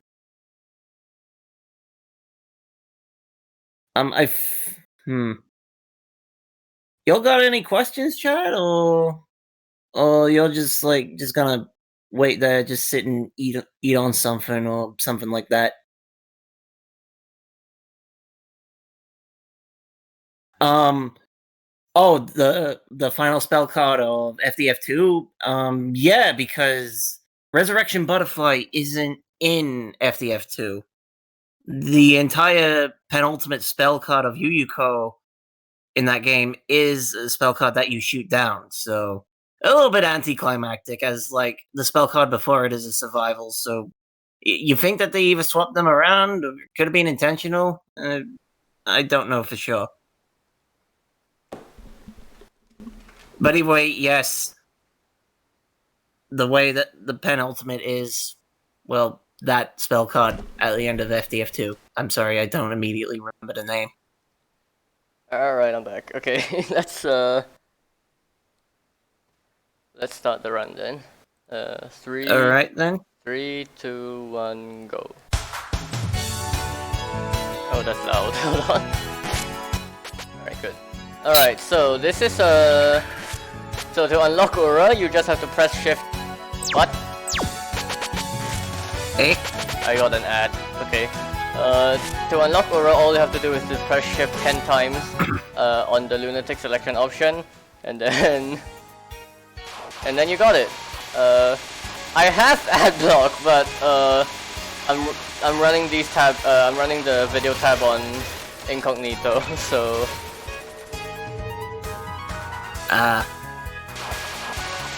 Wait, what are you even doing on incognito? I don't know really. Alright, so this run is going to unlock all anomaly conditions and all anomaly spells. Anomaly spells are an additional mechanic in SOHW that only show up after you've already CC'd the game once. And the anomalies themselves, every single boss in the game has an anomaly, and there are different conditions on every stage section to unlock them. The one for the mid-boss here was to kill a hidden yin-yang orb that would spawn in the top left corner during the first portion of the stage. So when that happened, the glitchy effect happened on screen, and that indicates that the anomaly got unlocked. And you can already tell that the Danmaku here is kind of insane.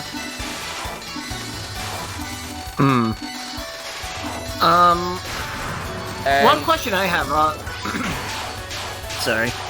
Alright, this is the anomaly spell. The spell title is in red, and the glitch effect showed up again, but yeah, go ahead. I was gonna ask, all anomalies like the same on every difficulty, but yes. I feel like seeing that every anomaly is the same condition on every difficulty, but the Aki, obviously the Minariko anomaly won't show up on easy or normal because Minariko doesn't have a spell on easy or normal. And accordingly, the final anomaly of the game doesn't require that anomaly to be unlocked for that. Alright, the anomaly for the boss here at the end of the stage was to reach the last blood requirement before the end of the stage. The last blood requirement is reached by collecting enough of these brown leaf items. These are harvest items. You get them from grazing and speed killing enemies.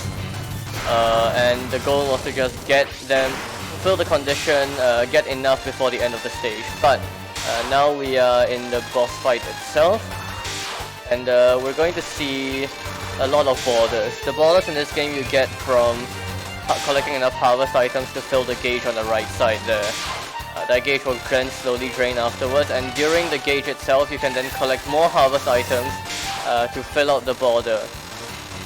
Filling out the border, then timing it out lets you get bomb pieces based on how many times you filled out the border, up to a maximum of 300% for 3 bomb pieces. Also, this game has a unique trait where timing out a spell doesn't fail it. So you can just time out without having to worry about damage her, and you'll be able to get the spell bonus from it as well. We'll say though, that was very juicy grazing on that anomaly right there. I've definitely tried getting as much as I can right there, but I usually just sort of screw it up because I can't really properly gauge the giant bullets and when the streams are coming. Oh, wow! This is the most fun super graze in the game, by far. Of course, Creepy isn't actually getting that much grace from this because he's not really closely following the bullet trail at his front.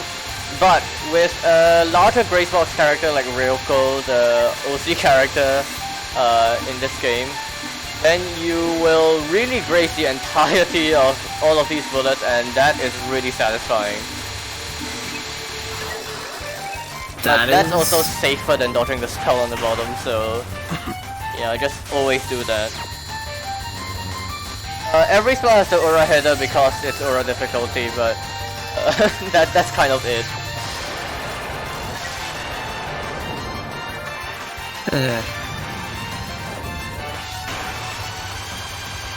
They kind of didn't come up with like new spell names, so well, there you go. Slap an aura in front of every spell. I mean, like, to be fair, you'd have to be thinking really damn hard in order to, like, really, like, think of what more menacing name you can give it compared to, like, the harder lunatic difficulties. Alright, so that was stage 1.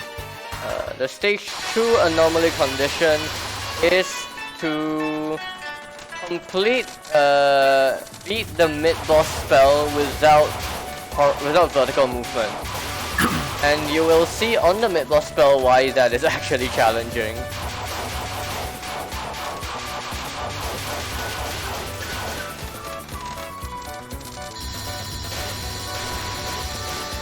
But I mean, it should be pretty obvious by now that Uro is not really generous on its difficulty. It's quite difficult, and of course Creepy is a super player as well, so he can dodge it just fine.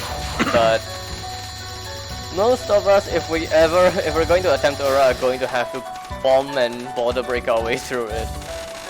Yeah. And that raises another point. I mean, the border breaks in this game count as bombs. The game actually keeps track of how many misses and bombs you have on the right side. Right now it's 0 for both. But every time you border break, which you have to manually activate by pressing X, it's like a 1 second death bomb timer though, so you won't miss it. But every time you do that, that counts as a bomb, so that will invalidate that no bomb clear condition.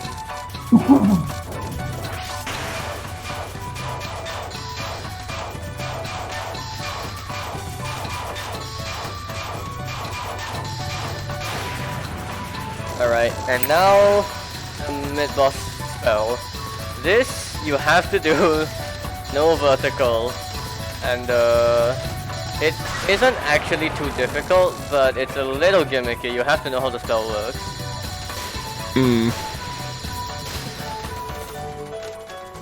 Oh my god, someone made like an abbreviation for like Ura, no miss, no bomb, no borders, being like UN.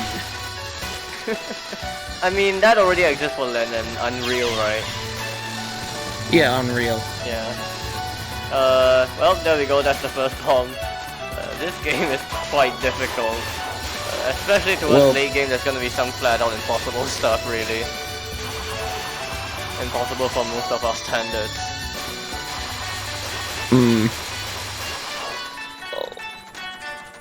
Like, I mean, at least kudos for them, like, making something so balls off the wall difficult. Yeah. That's at least separate from Lunatic, because, like, I feel like if it was this difficult on Lunatic, there'd be a lot more, like, faces. Yeah, they intentionally made Lunatic easier because they wanted to appeal to the higher level players with this difficulty instead. Right, first spell, the notes will aim towards you, but in every other difficulty, even on Lunatic, notes just kind of aim at you, but they don't go out, they don't reach beyond the bottom of the screen, so you can just stay there and then it's just an aim spell, but on Aura of course it shoots past you, so you have to do a little bit more fancy dodging.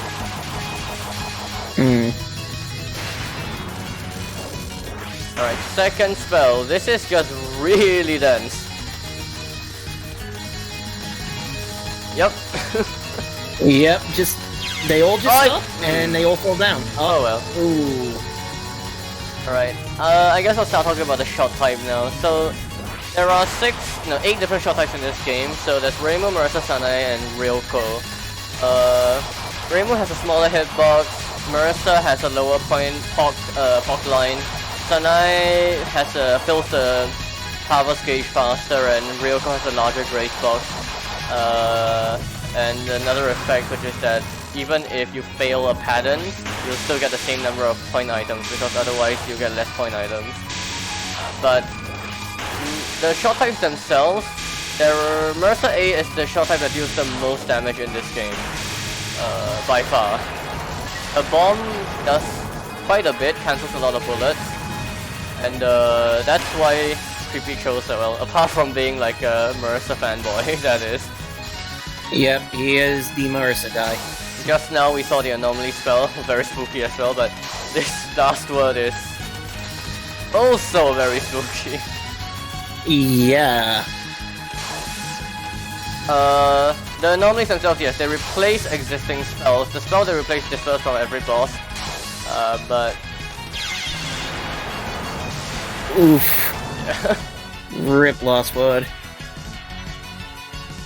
The anomalies themselves are not necessarily easier or harder than the spell they replace. It kinda depends. But once again, shot type wise, most people would recommend going for Ryoko B instead, because Ryoko B not only has a large grace box so you can get a lot of harvest items, but the shot itself is piercing, high power, but it's kinda slow moving as well. The bomb of Ryoko B is really her one weakness, which is that it doesn't give you that many iframes, but it cancels what's in front of it, so...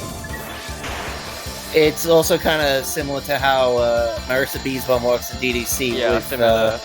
With like converting the bullets into even more harvest items. I'm pretty sure they just convert them into PIV items instead. Oh. Yeah. Not really a great bomb. Oh, not really a good bomb at all. Okay, so the anomaly condition for this stage is a little unique. You have to time out the mid-boss there, the first mid-boss non there, and then the stage section here gets significantly powered up. It's actually harder than it would be if the mid-boss wasn't timed out. And for this mid-boss section, all the way until the second mid-boss non, you have to not die. You can bomb, but you must not die, otherwise you fail the anomaly itself. The anomaly condition. And you know, it was kind of off-putting at first because the game does tell you tips, but like, I believe at launch, this game didn't tell you that you had to survive this harder section. Yeah, it doesn't. You know, the game has overdrive spells as well, and the overdrive spells does actually tell you the hints for how to unlock the anomalies, because unlocking the overdrive just involves capturing the anomaly in a run. Capturing an anomaly spell during like a stage practice or an actual run. Though admittingly, like, spoiler, the final boss is anomaly, you have to play for the entire game. Yeah, we'll get to that. But there we go. By surviving all the way to the second mid-boss, Creepy does successfully unlock the anomaly, so we will see the anomaly spell on the Yukiko fight later. The best shot type in this game, it is likely a real Kobe. For most intents and purposes, it is just a stronger shot type.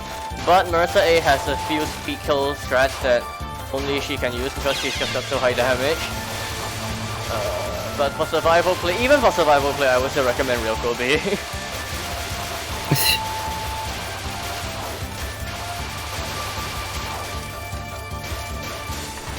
Alright, that's stage 3.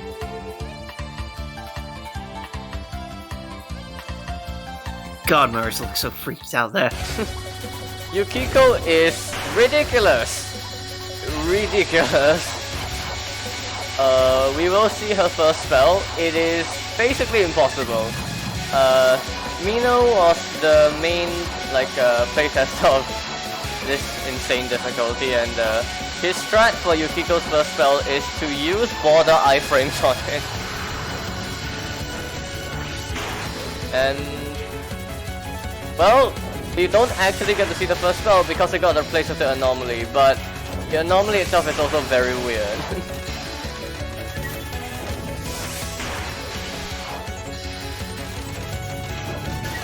But it is significantly easier than the first spell, which you basically can't capture without like a very specific timing.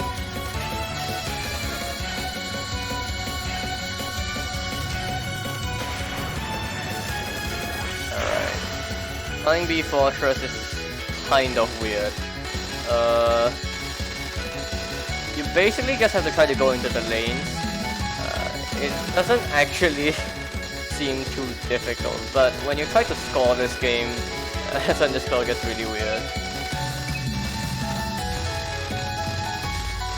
Creepy here is actually just timing this spell out because it's pretty easy and it gets you a lot of grace, which gets you a lot of harvest items, which gets you more bomb pieces. Considering that he's going for a no-miss run, you need as many bombs as you can get, especially for stage 4. And also really use those border iframes along with any sort of border bomb that you get if you get hit during border, which, oh yeah, we explained like when you get hit with a border, it doesn't automatically give you invincibility, but yeah, rather you have to manually press X to do it. And the border break itself, unless you're at 300%, it doesn't act like a PCB border break. Which can actually be good because if you clear the whole screen, you don't get to graze anything during the iframes. Alright, this spell is ridiculously fast.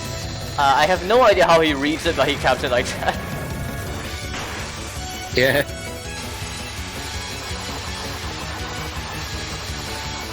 Alright, the final shouldn't be too difficult.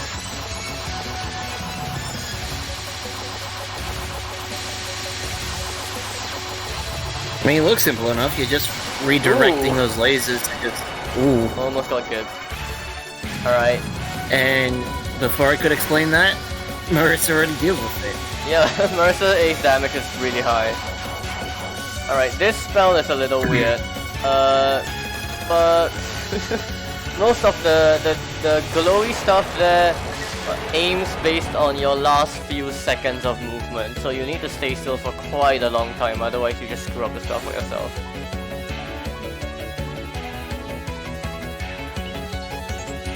Alright, now we go into stage 4, and the anomaly condition for the stage 4 mid-boss is to touch the 7 stars, glowing stars in the background.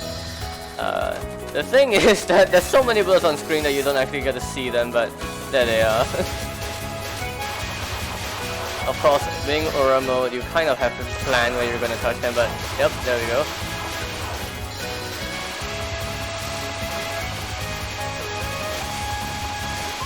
And now we just have the stage section to deal with, which is still very difficult.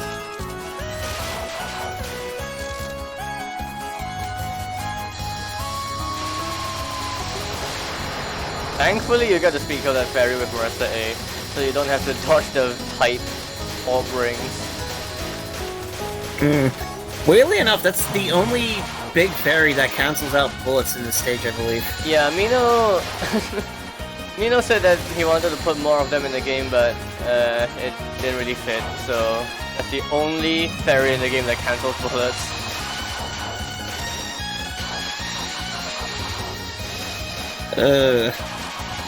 I definitely say it kind of... go on. No, I was just reacting. Alright. Well, you know, it's kind of a shame that they didn't get to put more into it because, I don't know, it just seems so weird. Yeah, that's it's like a little out of place. Fun fact, the very last star on these waves here wasn't visible on the original release, but they were still there, so sometimes you would just die to an invisible bullet. Very nice. Alright, Aya is the mid-boss, but Aya has only one spell, which is gonna get replaced with the anomaly here, and the anomaly spell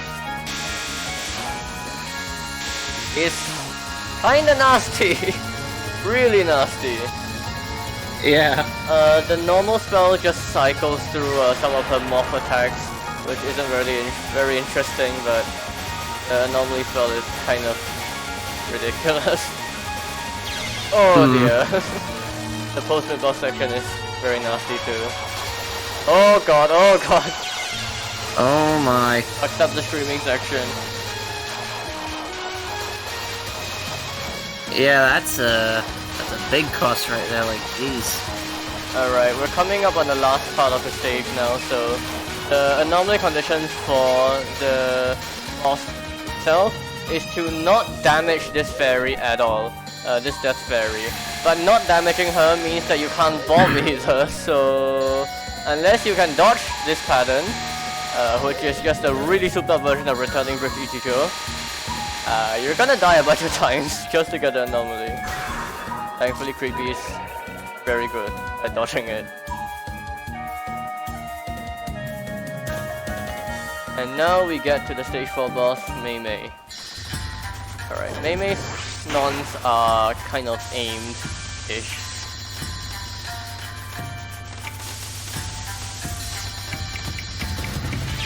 Oh dear.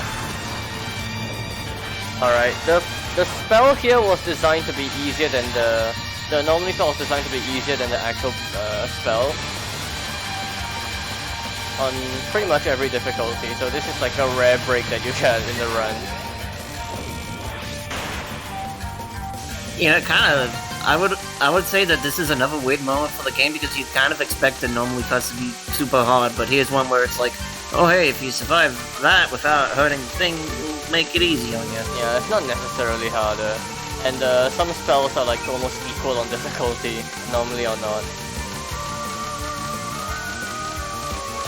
Alright, this non is pretty good for grazing, but you will notice that he's not actually getting that much graze out of lasers, like you would in like say Surface.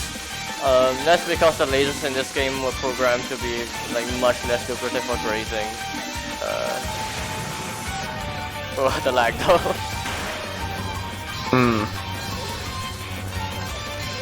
Alright, Karmic Consequences is a really nasty spell. It's just full of walls.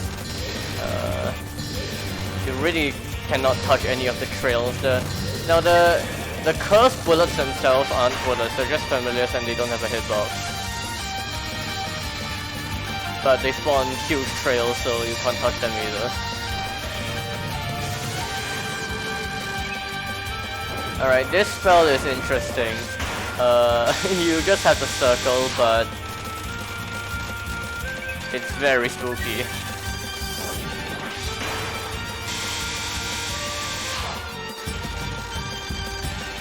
Yep, there we go. Circling inside is a little safer. But once again, he's gonna grace this because he really needs bones for stage 5. So he's gonna try to get as much grace for harvest items as he can right now. But this isn't actually like the most lucrative source of grace on this fight. The next spell is, and you will see why. Oh boy. I'm actually eager what he's gonna do here. Alright, the final is a survival, and it spawns these fireball rings on the outside. You can graze them. You can graze them a lot. With Ryoko, you get an insane amount of graze out of them. With Marissa, you still get a lot of graze. The first phase of the spell, she will keep chasing you and spawn a trail. Well, you can graze the trail itself, is kind of dangerous to do so. So you just kind of go in a triangle and misdirect. Alright, and now the circle encroaches in, and now she just fires a lot of very fast knives at you. Ideally, you would be at the bottom here to graze the fireballs, but if you need to concentrate on dodging the knives, then it's kind of a better idea to not do that. And that is the Mei fight, apart from the last word here, which is very, very wally. No kidding.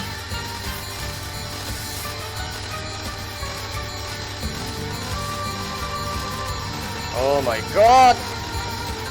Eesh. Oh dear. What? No! Bollocks. Oh dear. Alright, this is actually cutting it kinda close with 4 bombs only. We'll see. Alright. The stage 5 mid-boss anomaly. Okay, so stage 5 features a dual boss. The boss that you fight on the mid-boss depends on your shot type, whether you play an A-type or B-type shot. This stage was designed to be almost arcade-like with how fast it is. I also will say, something that I never really noticed when playing is that apparently the music also changes depending the instrumentation changes slightly depending on your shot type as well.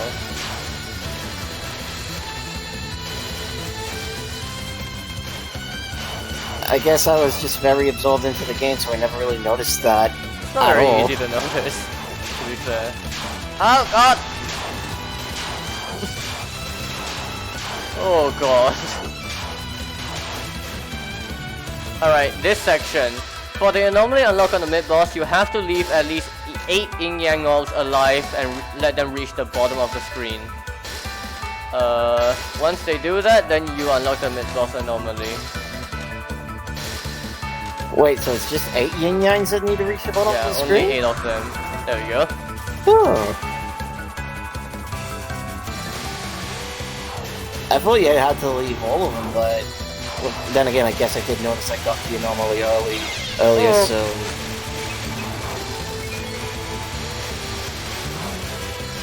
That's really a good advantage of Mercer Ace Bomb. It just gives you so many items so you can just graze a bunch, whatever the bomb itself doesn't cancel.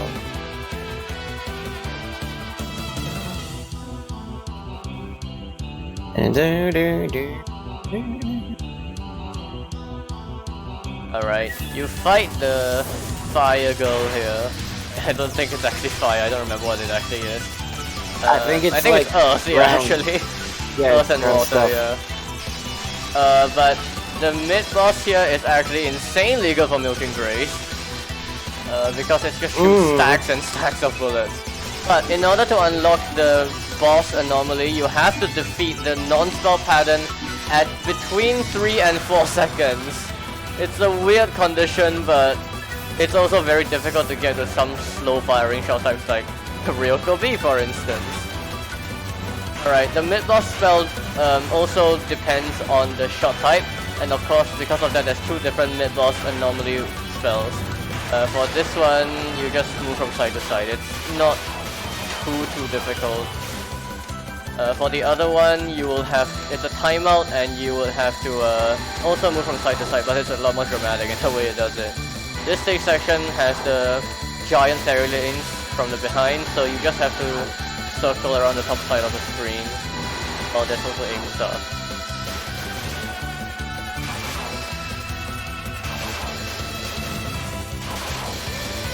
Alright, and now this is the mashup part of the stage, which gets really insane. I don't really know how you're supposed to dodge this.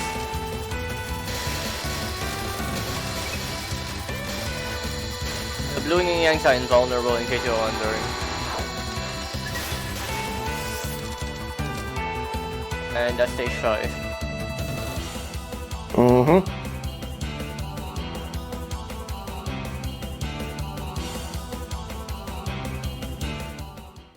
Alright, Saruta and Uzume. They fight as a dual boss, but they share the same health pool, which is actually a very good design decision. Zun, take notes. Please do.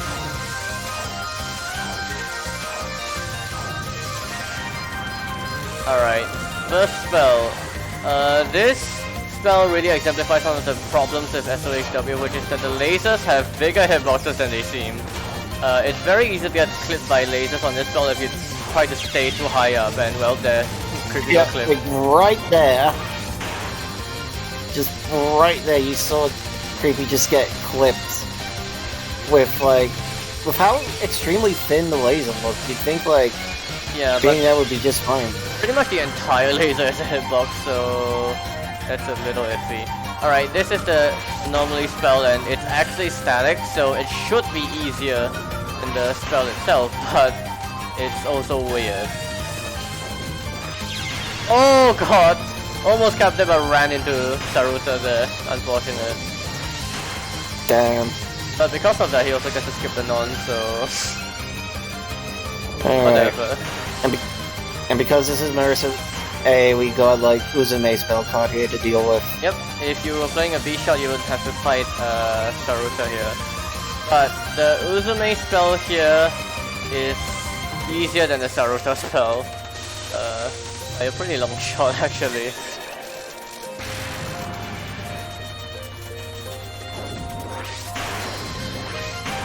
Alright, this spell, you have to misdirect the lightning, otherwise you get really overwhelmed very fast. And then you dodge these lanes, and the repeat. Misdirect the lasers. I think the lightning is the only type of laser bullet here that you can get a lot of race out of. That's because they're not actually they're not actually lasers, they're bullet trains. And so there's a lot of bullets in them, you get a lot of grace out of them. But grazing them is also dangerous as hell, so... Alright, the final here is very memey. It's full of walls, almost like Oni-shaped creature in Wabog. So you have to know the route for this.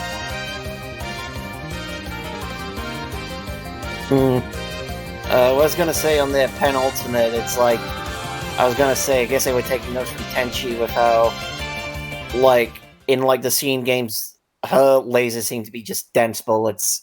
Yeah. Alright, that sound effect that you just heard, that was the anomaly unlock condition being fulfilled for stage 6. That's because stage 6 has no mid-boss, and the boss anomaly unlock condition is to meet every other anomaly spell in the main game. Which he has done.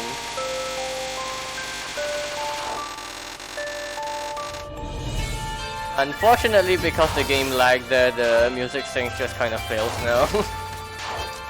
From how many bullets there were. RIP. Well, it still kind of syncs, just one beat behind.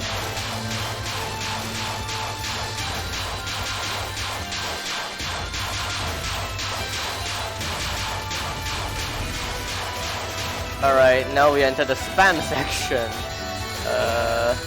So on every other difficulty, this spam section is a bit just like PCB spam, where it's random pilots shot downwards at random angles. But on Ura, and only on Ura, it's this really long aimed fireball train. And in order to rescream it, you actually have to use border high frames. And there we go.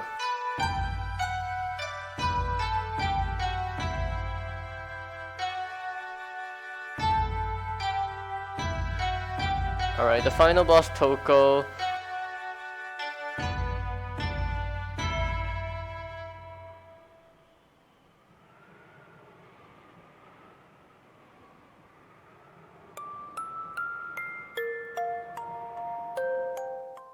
Man, Toko's eyes are so strange, they're so dilated, but then it's when she's confused, it's they re-dilate. Alright. Or like refill up. Anyway. Tokonons are all angled and like this, really. Alright, the first spell will have pots that shoot fireballs downwards. I believe that, yes, they will show the lanes in the straight line there. But this is just a lot to deal with, so yeah, the bomb here is perfectly reasonable. Especially considering how it has 2 different speeds of fireballs in those lanes. Alright, the second non has lasers now and oh well.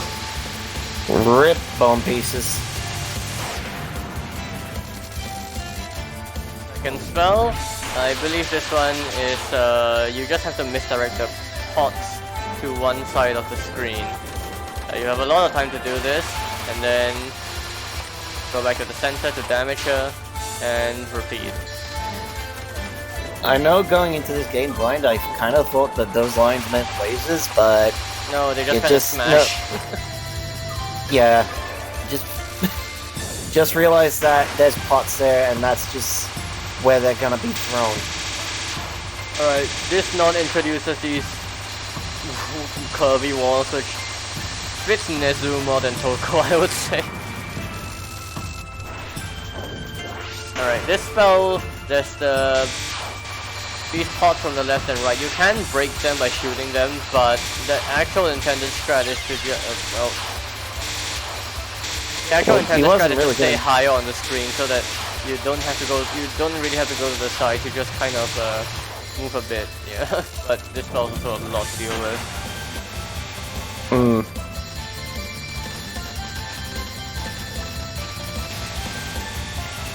Oh jeez. Ooh, that was a tight dodge right there. Yeah.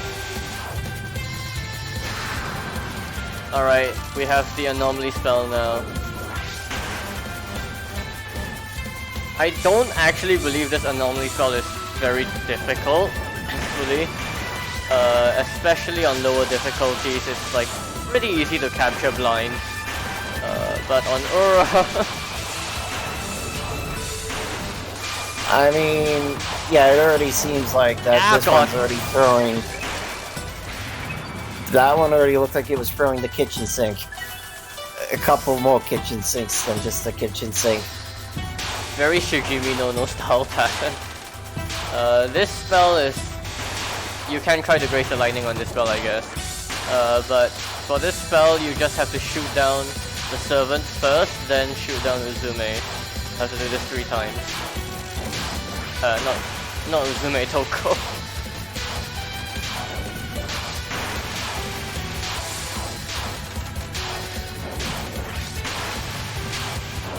Uzume's down, so shoot down Toko again.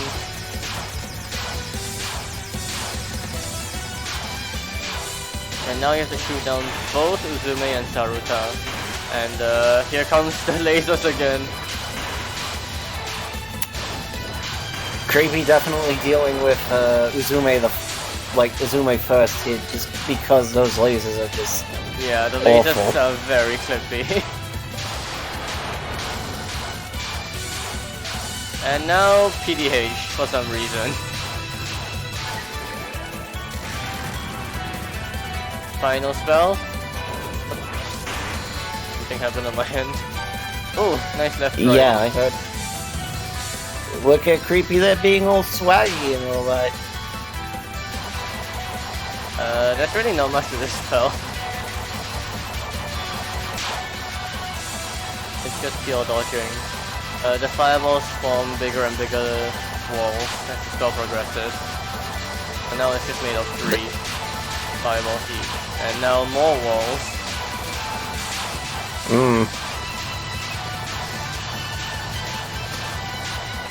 Nice cap. I mean, it's obviously not over. Of course, why would it be? We've been seeing all these lost words all game, so...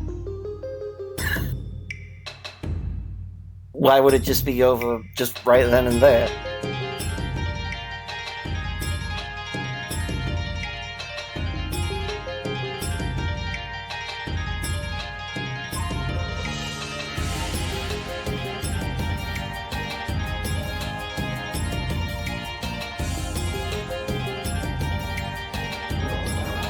Gotta say, you don't really get to see people get explicitly high off of Danmaku, but there we go.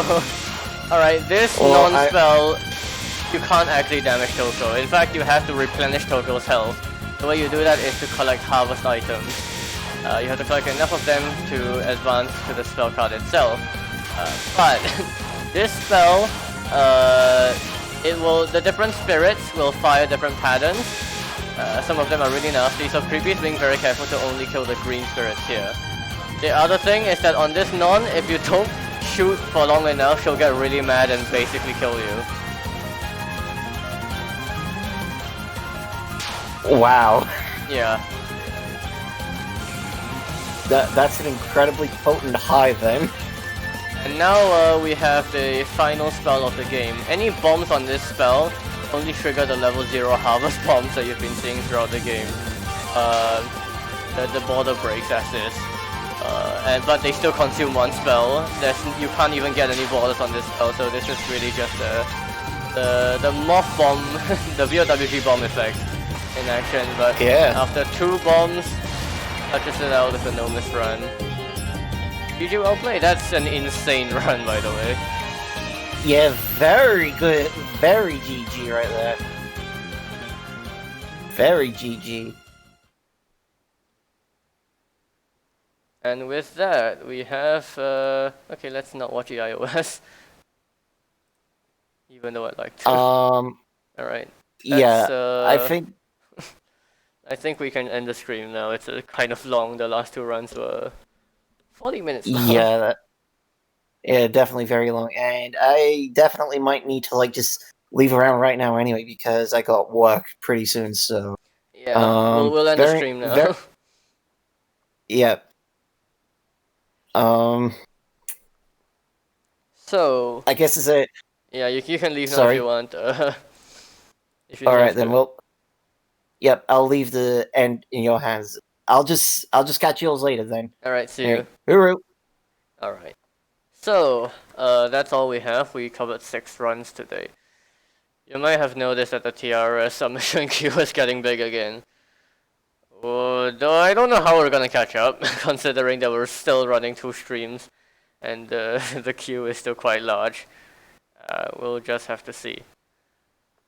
Next week, Gastari is going to pick up the rest of the runs. If you have access to the sheet, the submission sheet, then there are the runs in the pale green.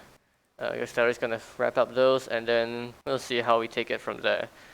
There will be an upcoming stream where we cover specifically the Shoot the Bullet and DS runs from the Shoot the Spoiler competition. I believe that's the name of it, if I haven't forgotten.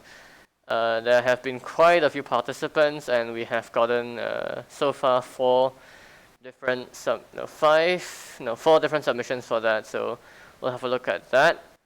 We also have no, we don't really have that many more fan game runs, so the rest of the streams will probably be very main game focused from here on out. As for the rest, there is a Discord server that you can join, which is the TRS community. The invite is this. Yep, join the server if you haven't already. You'll get to keep up with a bunch of TRS news.